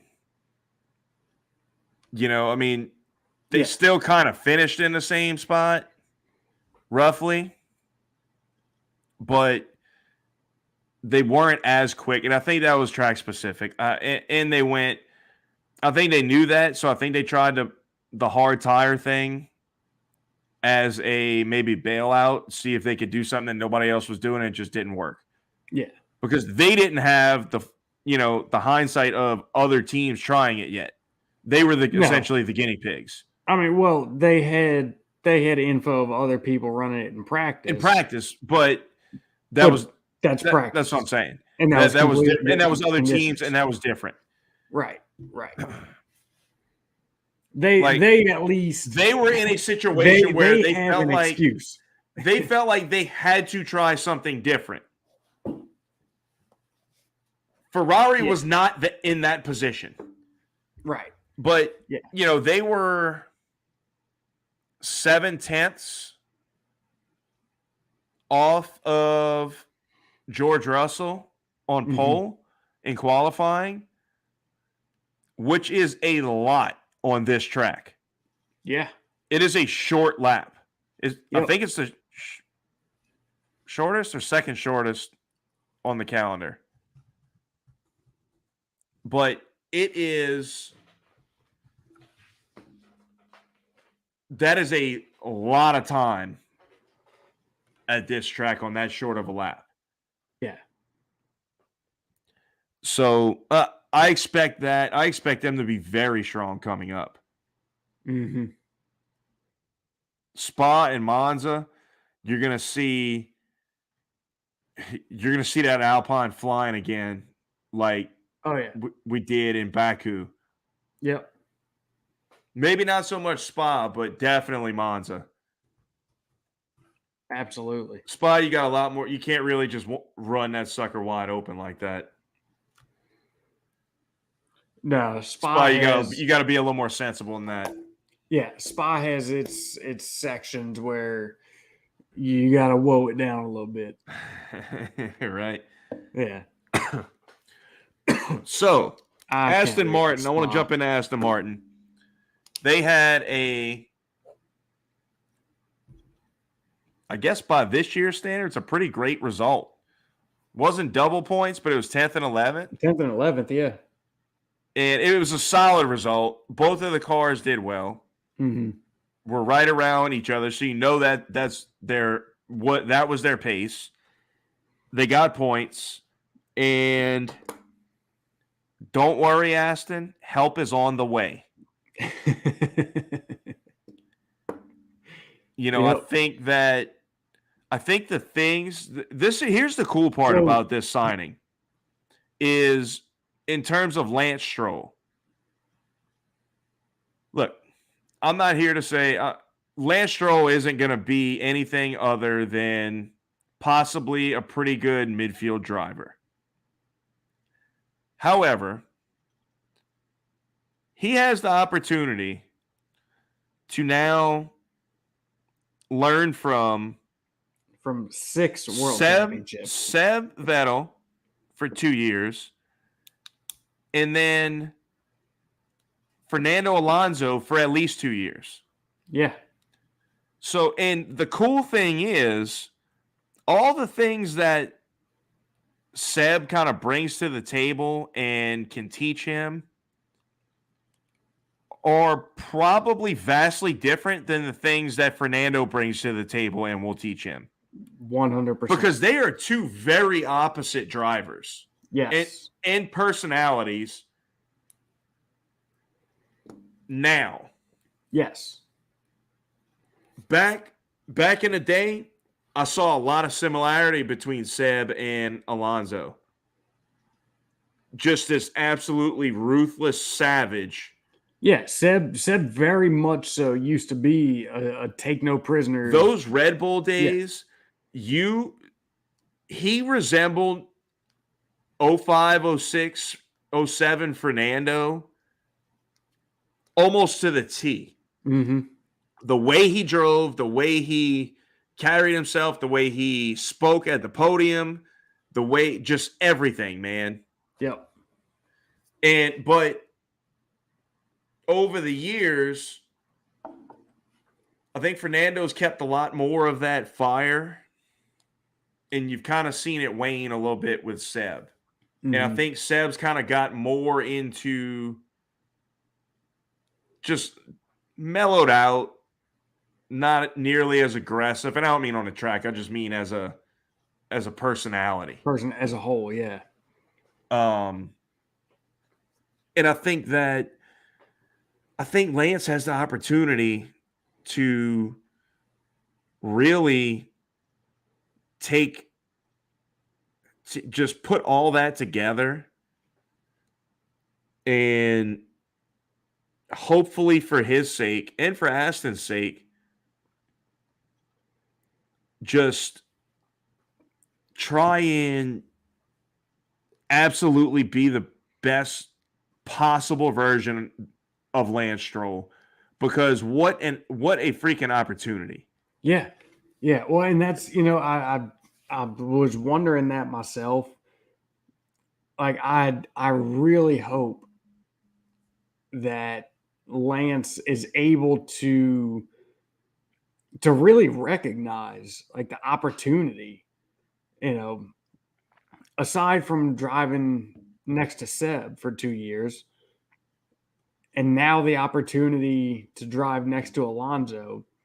I surely hope he recognizes that he has a once-in-a-lifetime opportunity with both of them to really, really develop himself as a driver. And like you said, them two bring two very different things to the table that he could learn from, or I say two, I mean a lot of things that he could learn from, but two very different ways. Um, so I mean, yeah, it's a fantastic opportunity for him. So, do you think do you think that Alonso will be able to get more out of the car than what Seb has? Yes. Think so? I think Alonso, like I said before, I think Seb was legitimately done Mm-hmm. at Ferrari. I just think this opportunity presented itself and he didn't want to go out like that. So he Yeah. continued. Yep. But I think he was legitimately done. Fernando is not. No. Fernando Fernando still is has that absolutely not. fire. He's Yep. still and he's still doing it. He's Yeah. still I getting, mean, he is still delivering. and you just don't see that out of Seb, man. And you see flashes of it, but you don't see Fernando's doing it week in and week out. Yeah. It took him about 5 or 6 races last year to kind of get his feet back underneath him, Mm-hmm. and he's been on point ever since. Right. So yeah, I think Fernando will get more out of that car than Seb has been. I don't think that's even a question. I think that it's also going to be kind of a renewed spirit for him because it doesn't seem like things are great at Alpine. Mm-hmm. And even though I feel like there's an awful lot of issues in Aston Martin with their performance as of late, maybe we're wrong about that. Maybe Lawrence Stroll isn't killing everybody with, all these demands, and obviously he has insanely high expectations, but maybe it's not this toxic workplace, and maybe they understand that, look, we have a goal here and we're still in the process of getting the correct pieces that we need, and we know it's going to take time. We know Yeah. there's going to be some growing pains along the way. Yeah, and that's something we've talked about a good bit before was, the environment, and we know the kind of cutthroat businessman that Lawrence Stroll is, and the expectations, and yeah, and we had talked about that of, is he just putting too much pressure and holding unrealistic expectations, and I think we will kind of start to see, and I think we are starting to see, honestly, that I think his expectations are just high for the sake of giving people the goal to drive towards, Mm-hmm. you know, and I think we are seeing that they are just working on, like you said, just putting the right pieces in place to get to where they want to go. And I mean, look, as shocked as I was, and as much as we all can see that going from Alpine to Aston is a step back pace wise, I do feel like it could be good for Alonso. If he can really go in there and really do what I would imagine Lawrence Stroll is asking him to do, I feel like it could be really good for all of them. Yeah. it could be kind of the same opportunity that Seb had, right? To come in and make your name synonymous with building this team, right? I feel like Alonso is getting that same opportunity. Yep, for sure. I think he's going to relish it. I think so. That's right. Let's put a button on that one. Let's the rest. We got 4 teams left here, and to be perfectly honest, there's not a whole lot to discuss with them. No. So let's roll through these really quick. AlphaTauri, man, it's just been a rough season. They've showed flashes of being really quick, but overall, it's just not been great. And it's kind of very surprising, being that it's not a sister team like we talk about with Mercedes and Aston or Ferrari and Haas. It's literally owned by Red Bull. Right. Yeah. Which is very surprising that they are where they are. I kind of always figured they would be almost exactly where they were last year, or maybe even slightly better. Yeah, it's definitely odd because you're right. They have a different relationship with the works team than what all these other customer teams have. It almost makes it almost makes you feel like they have less of a relationship. Yeah. Yeah. With their, parent team. Yeah. Than what these others do with their quote unquote sister teams. No, you're right. You're right. I mean, when you look at how Haas has done, and you look at Alfa Romeo, and just in general, the performance of them compared to AlphaTauri has not been on the same level. Granted, and I'm gonna kind of roll this into talking next about Alfa Romeo. Alfa Romeo started off the season very strong. I mean, Joe started off as strong as what he possibly could have. Bottas started off very strong. I think what we're seeing out of Alfa Romeo is they're just not developing the car at the rate that everybody else is. Because we've kind of steadily seen Bottas trickling back down the grid a little bit. Right. So seeing that, but in general, we've seen Alfa Romeo be pretty strong for where they have been previously. And on the other side of that coin, you see AlphaTauri, who previously was very strong for the type of team, right? The sister team, the customer team, even though they're not a customer, they're under the same ownership, but we'll call them a sister team for lack of a better term. And then now, to see them it's kind of fallen by the wayside. It's, it's like, is there really that much of a separation between AlphaTauri and Red Bull? Or is it that Red Bull is just so utterly focused on them right now that they're not really giving the support to AlphaTauri?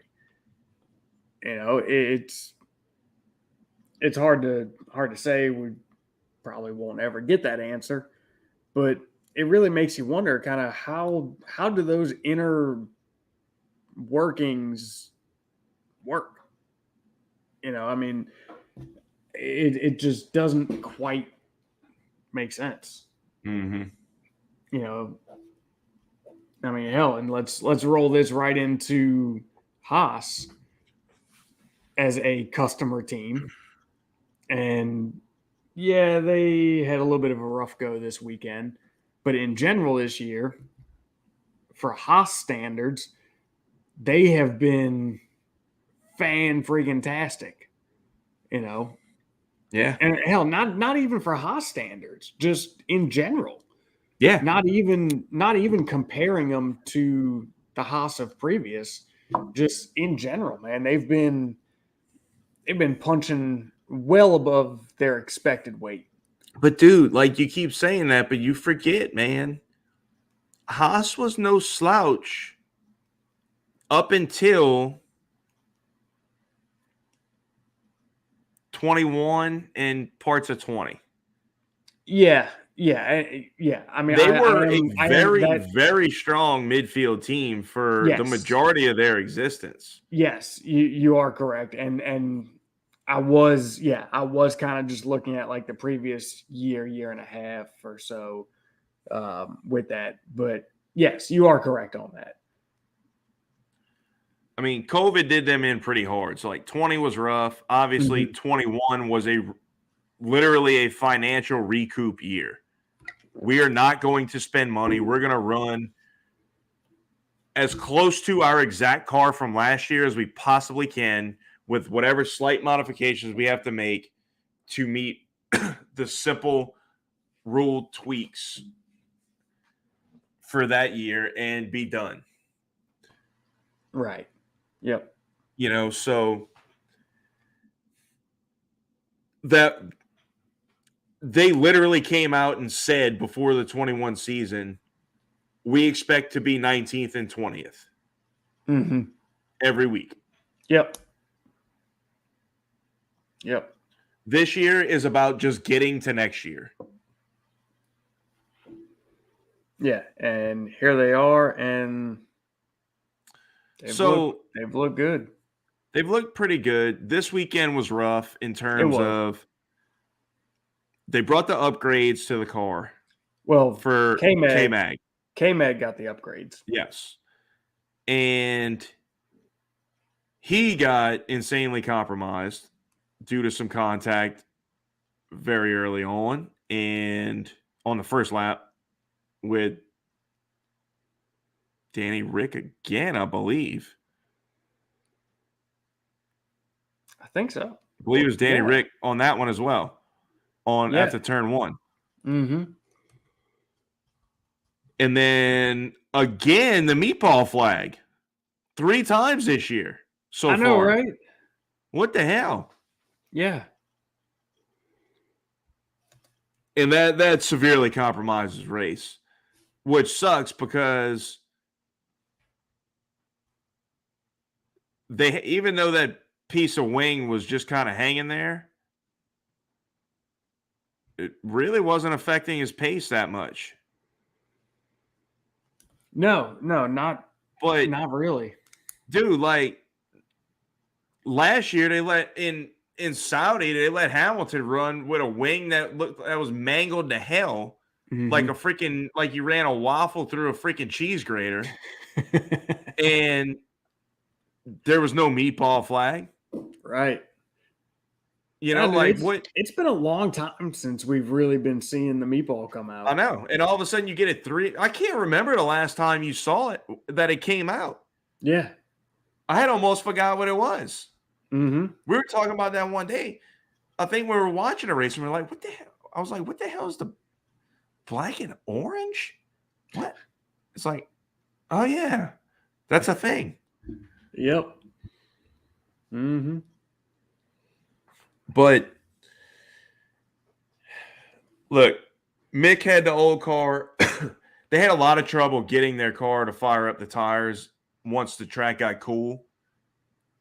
And it pretty much doomed their pace. Yep. There's not a whole lot more to get into on it.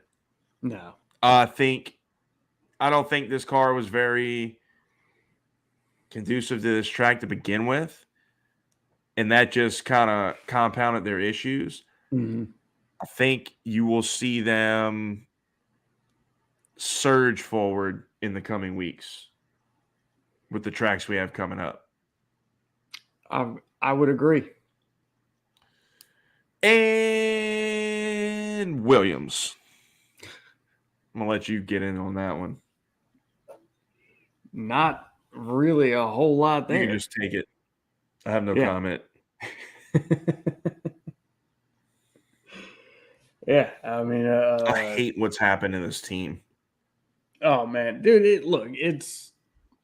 It's gut wrenching to think of what Williams was and what they are now.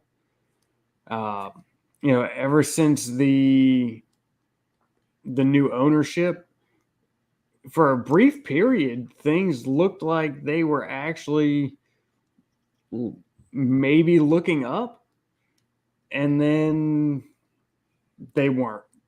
And then we ended up here. Well, the new ownership, now look, they're going to have to take a similar approach as what Lawrence Stroll is doing.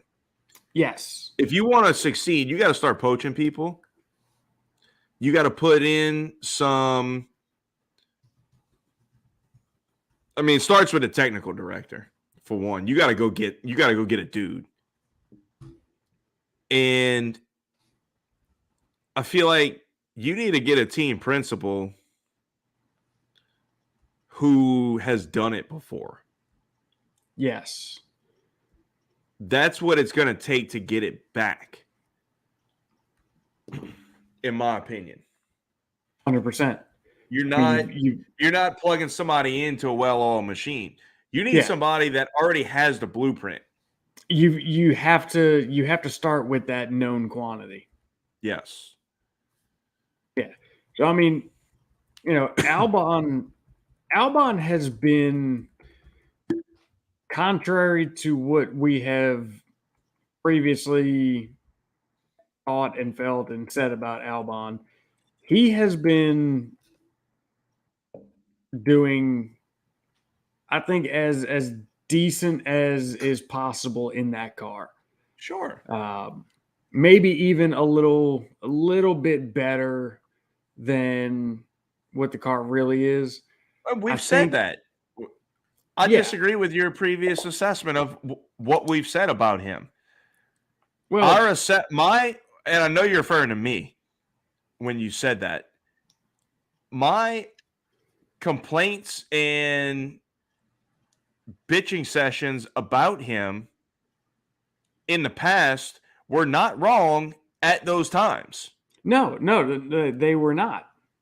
They were not, because we both were on those.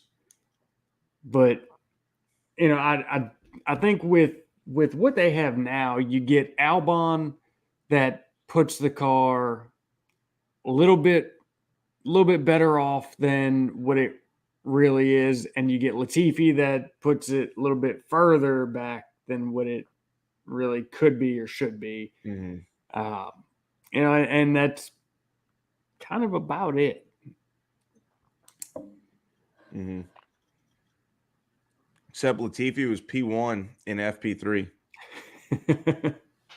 FYI. Yeah, he was. I thought I could hear your excitement when I saw that come across. So the FIA changed the rules this weekend where you actually get points for that.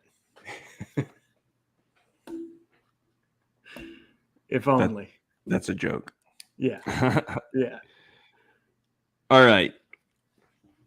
One other thing that we forgot to mention with the big time news that also happened this week is there hasn't been an official press release yet, but it's essentially all but done. There's still some things that need to happen, but from the looks of it, there's not a whole lot that can railroad this thing as of now. Porsche, or Porsche, depending on your dialect and how you believe it's pronounced. I don't know if there's any clarification on that, but whatever. I'm going Porsche. Just putting that out there. I'm going Porsche. Porsche is set to buy 50% of the Red Bull F1 program. Yes, they are. And be the future engine partner of Red Bull F1. Yep. Which I love it. I love it. I love it. Oh, I think it's great. I think what I love about it is it now, Red Bull is essentially now a works team. Bless you. Red Bull is essentially now a works team. I think I muted it in time. Yeah, you got it. They now have an engine partner who is part owner of that team. Who is now going to be vested in that exactly. team. And from the way Red Bull has been burned, I'm sure that they have some kind of contractual agreement where there is no pulling out of this agreement without significant notice. Yes. Or reasoning, or maybe I don't know, but yeah. Well, I mean, seeing how Red Bull has been burned on that, I would have to assume, everything about Red Bull racing shows you that they are making all the right decisions and they are on top of things, shy of getting burned by Honda. But I can't help but to think that they are going to, moving forward, they will protect themselves from that ever happening again. Mm-hmm. And I think that them partnering up with Porsche is nothing short of fantastic. And I am excited. I love to see Porsche back in F1. Yeah.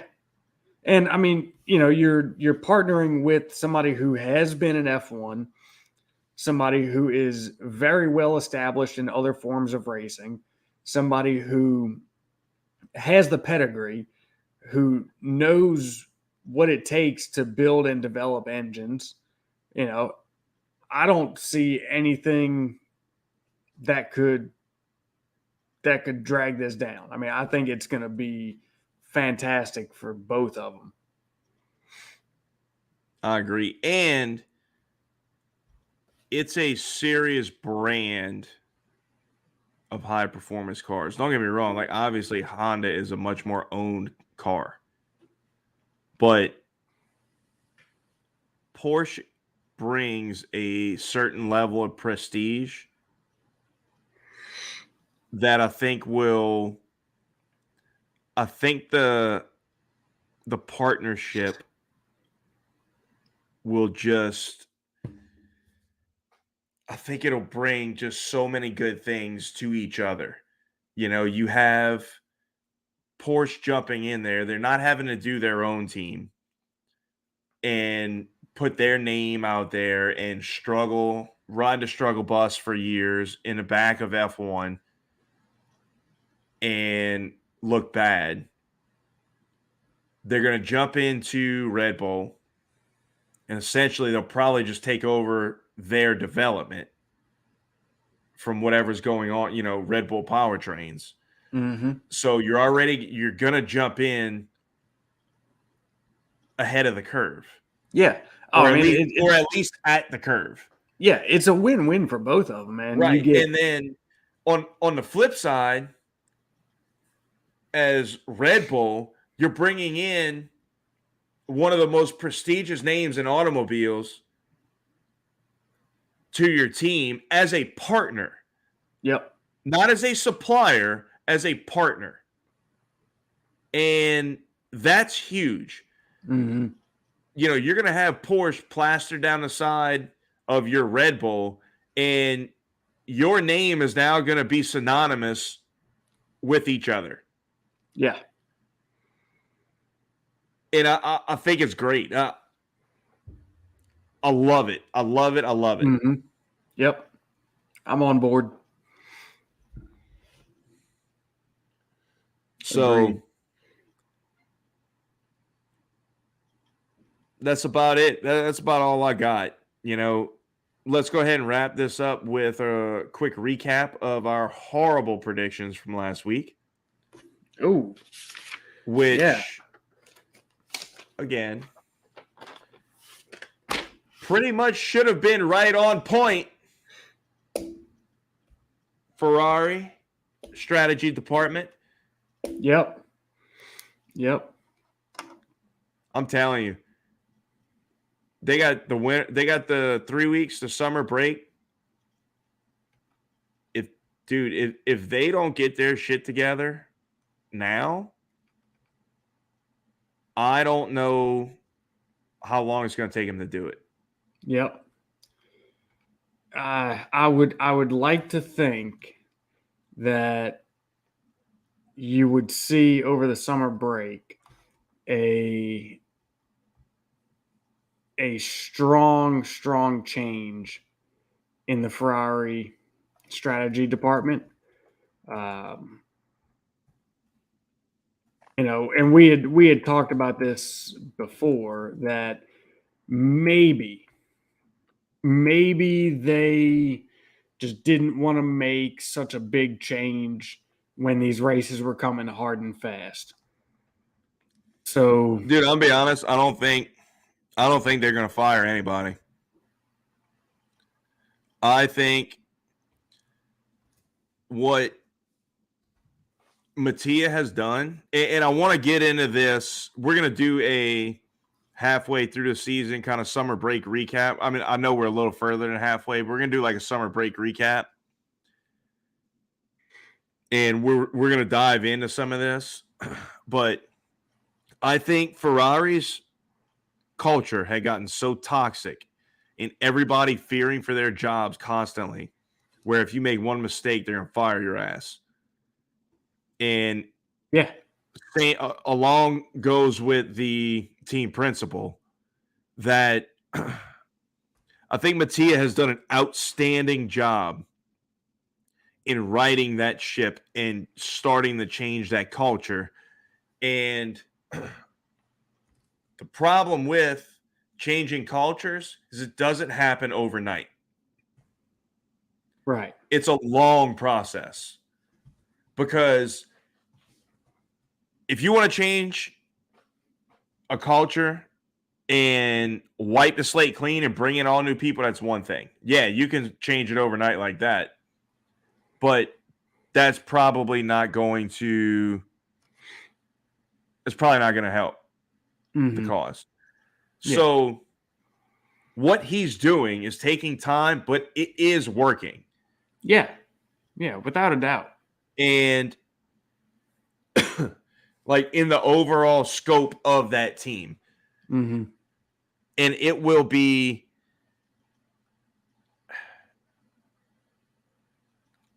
I don't think it would be as much as I thought it was going to happen. I don't think it's going to happen now, and I honestly don't think it's the thing that should happen. But I think there has to be some kind of massive adjustment in their workflow, in the way they go about what they're doing. Mm-hmm. And now's the time to do that, and let's see if you can do it.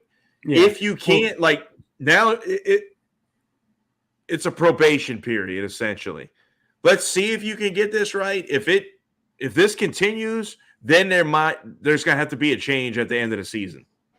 Yeah, well, I'll tell you one thing that I'm wondering is, and it kind of goes on what you're talking about with Mattia, kind of changed, how Ferrari operates essentially, right? Sack the guy on top. Anything that goes wrong underneath, you just sack the guy on top. Or even if you're not the guy on top, you make one mistake and that's it. You're done. You're out. And he has done a great job in changing that. But have they gone too far? That's the $1 million question. You know, like so. Obviously, look, Mattia, every time Mattia, especially like, let's just look at this weekend. Mattia gets in front of the mic, and he's talking about, well, they had this data and that data, and they believed this was the right call, but they were just, they were wrong about the call, but they still believe that in the moment they made the right call, as opposed to, he's just toting the party line the whole time when it's like, look, man, we can see that something is wrong. So by you just continually hitting this party line, like, it makes it sound even more like just a load of bullshit. I agree. I agree 100%. We would much rather hear you be like, look, we screwed up. We've got some things to figure out. Like, and that's not placing blame on one person. That's just accepting as a whole that you've got work to do. I agree. But at the same time, when he says that to the media, it's all about the culture within as to how that gets received. Right? So, like, him saying that to the media might not mean anything to the guys in the team, where they're sitting there and behind closed doors, maybe they are having these real conversations, and it's just, maybe it was so bad in Ferrari before that he's like, listen, we're going to have these hard conversations, but they're going to stay behind closed doors. When I go in front of that microphone, in front of that TV camera, I'm not going to put dirty laundry out in any way, shape, or form. I'm going to be as politically correct as I can within the team. Unless something absolutely egregious happens that I absolutely cannot hide or dodge, then I'm going to give a nice generic PC answer. I'm going to stand behind us, and we're going to handle this stuff in-house. Yeah, and I agree with doing that. But to an extent, like, at a certain point, even doing that for the media, you get to the point where, like, up to a certain point, it's like, okay, you truly believe in your people, you truly believe in your team. But then after a certain point, it's like, look, man, we know you're feeding us a line here. Mm-hmm. Like, just be real with us. We would much rather you say, and you don't have to throw anybody under the bus. Just admit that that there are things that need to be worked on. I agree. That's all it has to be. I agree with that. I think there is a politically correct way for him to address and acknowledge the issues. I think that is honestly, I think it's an overcorrection. Mm-hmm. Because of how bad it was before. Oh yeah, and look, what I mean, and I think eventually they'll get, like everything else, it was so bad this way that you try and bring it back this way, and eventually you get it back to the middle. Yeah. And I think that's just part of it, Yeah. Because it really was toxic before. Oh, it absolutely it was really bad. No doubt. I mean, you could almost tell who was going to get fired based upon the post-race interviews. Yes. Mm-hmm. But nonetheless, we'll see. Yep. And do you want to run through the predictions? I know I called a 1-2. Yeah, so you called Ferrari. Had the temperature not dropped 20 degrees, it would have happened because it absolutely would have. Their pace on Friday in the I was going to say, look at the pace Friday, and then look what happened. It was insane. Like, I think it would have been by far their most impressive weekend of the year. Mm-hmm. Had that weather held. Yep. So, yeah, you had called Charles, Carlos, Max, and I had called Charles, Max, Carlos. Mm-hmm. We And were way off. we were way off. So yeah, we're just gonna breeze right on past that and not talk anymore about it. Word. Yeah. So, all right, man. What else you got? You got anything else you want to cover? That's it, man. I'm good. We're going to have a little summer break because we got a 3-week break here. Yep. Have a little summer break recap podcast, just kind of talk about what's going on, what's happened so far, what we expect going forward. Yep. And that'll be next week. Yeah. Yeah. That'll be next Monday night. Yep. 8:30 Central Time. Live on YouTube. Yes. Live on YouTube. Podcast on Wednesday, noon, as usual, noon Eastern. I'm Eastern, he's Central, so try to keep up with us. Right. Go follow us on social media, Podium Proof F1. Yep. All right. So is it quote time? It's quote time. I'm trying to think. Anything else coming up that we need to talk about? No. We'll fill you in on the next one. Yeah. Yeah, I think we're good. Because we got some more stuff coming, so we do. We'll fill you in on the next one. Yep, you'll just have to tune into the next one to find out. Do a little cliffhanger there. There you go. All right. I got the perfect one. You ready for this? I am. No. Huh? Okay, go. All right. Winning requires also that a team maximizes its political, economic, and technical capabilities. So, these are the 3 dimensions of strategy. Do you know who that came from? Mm-hmm.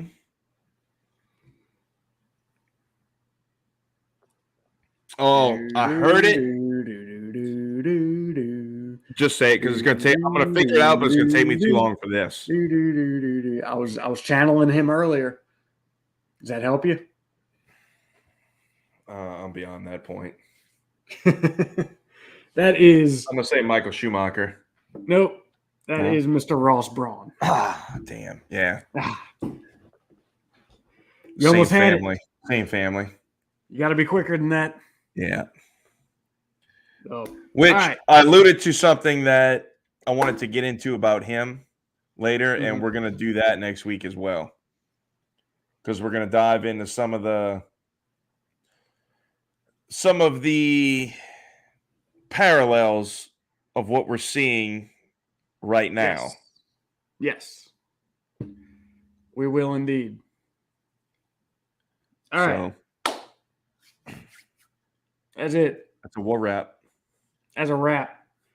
Appreciate y'all hanging out with us. Again, if you haven't already, hit that like and subscribe button. If you're listening to this on the podcast, come find us on YouTube.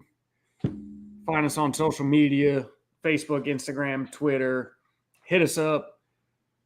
Let us know what you're thinking. Questions, comments, concerns, ideas, whatever it may be. So that's going to do it.